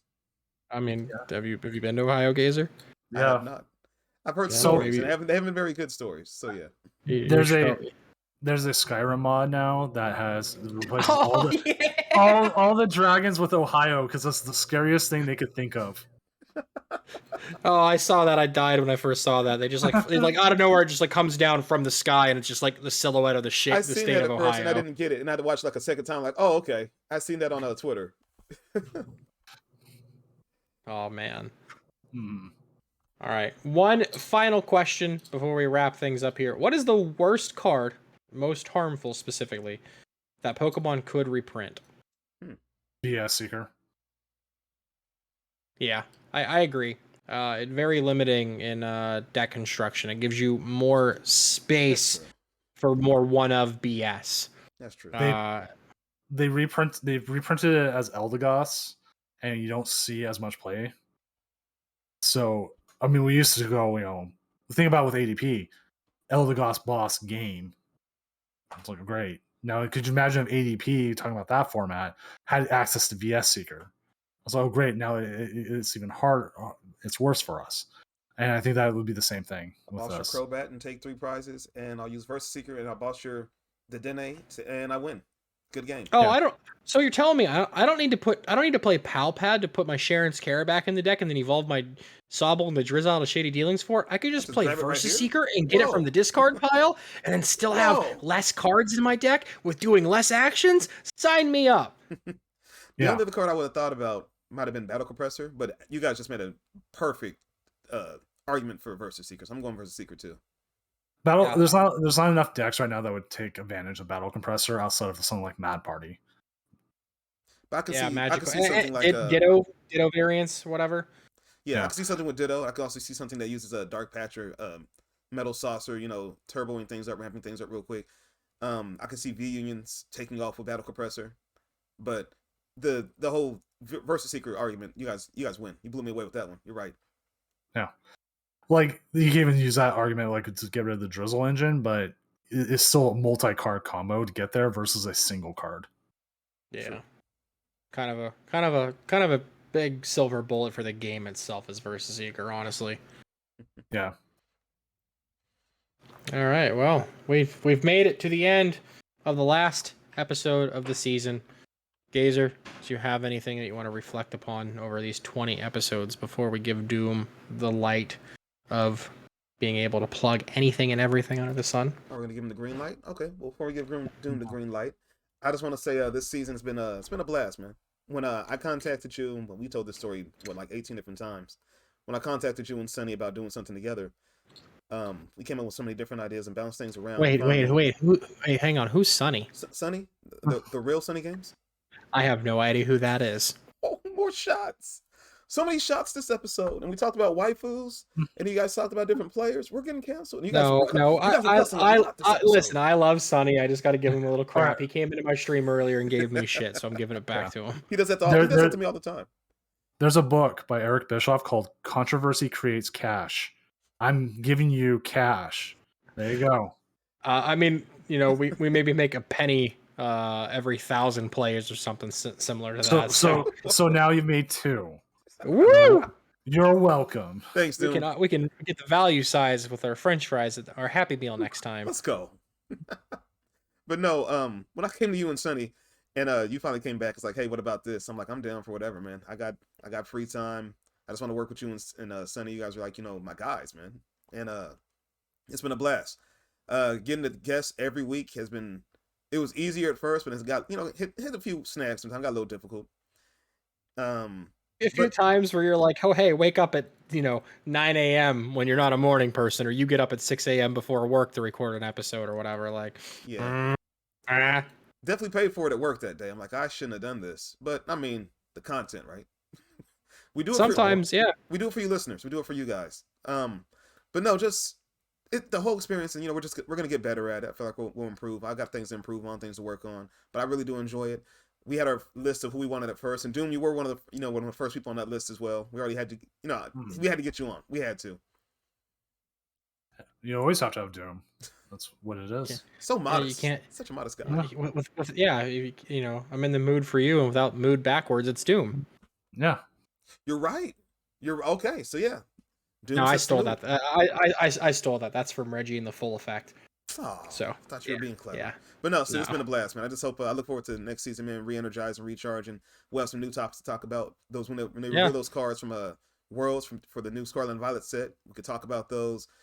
We should have a world champion by then, right? So things. Yeah, we should. It's gonna be a good time. Maybe we'll get lucky and get a world champion on the podcast.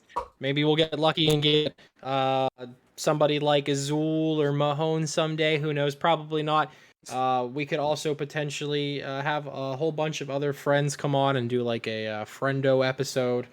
I'm down for Could that. be a lot of My could white be a lot whale of though. I different want to get things. Mellow Magikarp on here, man. So I got to talk to Doom and see if he can, put a little good word in for us. Mello hates you, Gazer. That's why I want to get him on. That's my white whale. I'm chasing him, man. I gotta get Mellow on there. Way you do it is you dangle a $20 bill.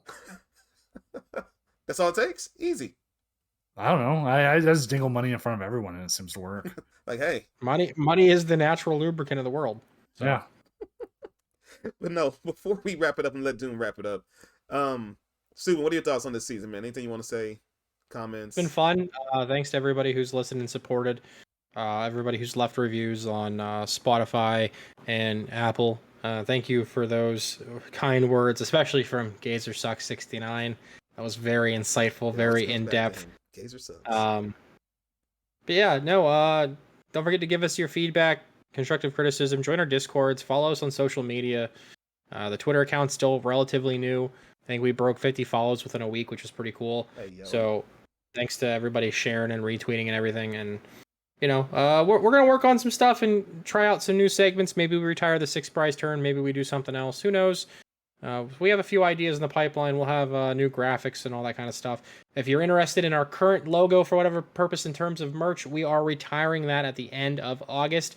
So snag it if you want it for whatever purpose now before it's gone.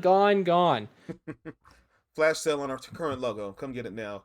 But no, just so you listeners know, anyone listening or viewing right now, Steuben puts in a lot of work with this. He works a full-time job now. He's at the card shop. He has a YouTube channel he manages. He streams, and this podcast. He does a lot of work behind the scenes and stuff like that. And I keep saying, hey, I can't do the technical stuff you can do, but I have money. Let me throw money at stuff, and he won't let me. So it's usually my job to try to wrangle up, guests or try to, get things situated, so to make things easier for him. But he does a lot of work behind the scenes. So I just want to say, hey, Stu, I appreciate you. I know we give each other a hard time, and we technically hate each other at times. But we don't though. We really don't. It's all a bit. It's been a thing for all the Twitch homies over the past almost 2 years. You had your 2-year stream anniversary. Mine's next month in September. Before we come back, I'll have a big birthday dono/subathon at the end of the month on my Twitch channel. I'm probably going to do the last dab hot sauce and build a big, huge Sonic the Hedgehog Lego set, which you may or not be able to see somewhere behind me, and some other stuff. So come find us both. We're not making content. I'll still have YouTube stuff going on and maybe commentate some locals still. And Gazer will scrub out at his locals with single prize decks. Ampy-Pom, baby. But with all that being said, I guess if there's nothing else for us to say, Senor Doom, Zach, Roy, we appreciate you coming on, man. This is your chance to give any shout outs, any just anything you want to promote. The floor is yours. Go ahead, sir. Awesome. Follow me on Twitch, Senor_Doom. That's Senor like Senor Frog. I stream a kind of random schedule right now, but I do consistently have the Tournament of Doom on Fridays at 7:30 Pacific. It is a marathon. You will play until possibly 5 a.m. if you're on the East Coast. But hey, it's worth it for those 32 packs. I think it is right now. Sleep deprivation, booster packs. Well, I don't know which one you want more, but fall till you fall. I cast that. I have been bringing in guests, including both Steuben and Gazerbeam have both been on. I need to bring Steuben on again before I bring Gazerbeam back, so I can keep you both at equal numbers, so you both can stay as my favorites. Come on, man. So, but and the other thing is to go to zachroy.com. That's ZACHROY.com. I have a shop on there. I sell various playmats, Digimon, and I do commissions, there's currently 2 slots open if anybody is looking to get in on that. And Subin showing off all the playmats from Senor Doom that he has, and I have 3 behind me. If I could pick up my emotes, I would show those off, but I can't. They're kind of virtual. I would show you. They're kind of like NFTs. I have the Greninja shirt. I put the Greninja on a shirt for myself at one point in time. I have a box full of. I've got between the ones I've printed, the ones I've gotten from Pokemon, the ones I've done custom that I've never sold. I think I'm at 97 playmats, and I'm going to past that number when I get the samples for my next set. What are So your yeah, plans with support almost 100 support of this those? man. What are your plans, man? Buy his art. It's Please. awesome. Yes. Please do. We both love it. When you get to 100 and play mats, what are you gonna do with those, like, dude? like, come on, this made an awesome T-shirt. Like, this is an emote, and it made an awesome all-around print T-shirt. For those that who I have can't for see, this is myself. Steuben's one of his 3-piece emotes that Senior Doom made. It's Greninja with his tongue out, just wrapping all around, all over the place.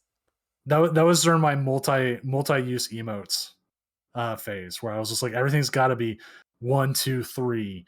We did the Passepartout, Executor, which that one was like, how long could I make an emote? how much? And like, oh, Executor works great. Let's just make its neck super long. That's always a fun challenge to try and build that in a busy chat. Oh yeah. And we'll see if you can do it without interrupting. And I also like putting different things on its head instead. Yeah, that one's probably the greatest one. And I passed. I see in chat. I regret selling that to you because I wish I kept it for myself. I have a few of those where I've sat there and I'm like, I wish I kept it for myself. Yeah, the funnest thing is like Steuben said, putting different heads on there. That's like the best thing to do. Like I couldn't sell the eyebrow Flareon. I just couldn't. It's too good. It's so good. Yeah, it's awesome. I like your Gengar Smug. Yeah, that one. Couldn't sell that one either. I was like, nope, that's gotta stay mine. You've done a couple emotes for me where I'm like, man, dude, that's a great emote. I'm surprised you didn't keep them for yourself. Yeah, it's actually the Oshawott one is one of them that comes up. The Mudkip, the angry Mudkip eyebrows. Mm-hmm. Like I love drawing those super thick eyebrows for no reason. And I'm like, oh man, this is so good. But I gave it to Gazer, so I guess not mine anymore. But yeah, Doom, you're a great artist, man. We do appreciate you. Anything else you want to say or put out there? No, that's pretty much it. Like everything comes through either my Twitch, Twitter. Twitter's at @senior_doom. I post a lot on there. I promote the Tournament of Doom through their art, everything.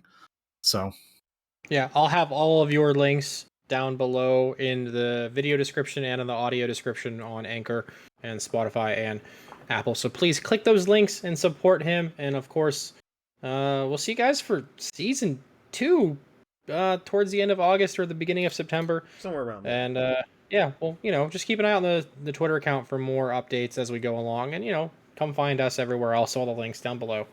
But that'll do it, man. Yeah, Doom, last question to you, though. Go ahead. I asked Doom this when I cast with him last time. See if he figures out now. Doom, what number are you on for the Tournament of Doom? Have you figured it out yet?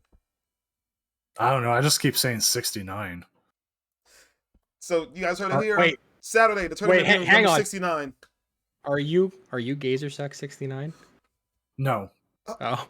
Oh. Okay. I think it's Heat Miser. Does Heat Miser have an Apple product? Yes, he does. He actually has an iPhone. Could be. I got a message sheet. We got to talk. But no, Yeah. Doom, thank you so much, man. Listeners, thank you for listening. Viewers, thank you for viewing. That's a wrap for season 2. We'll be back. See ya. Later, guys. Whenever we see you. Bye, everybody. Much love.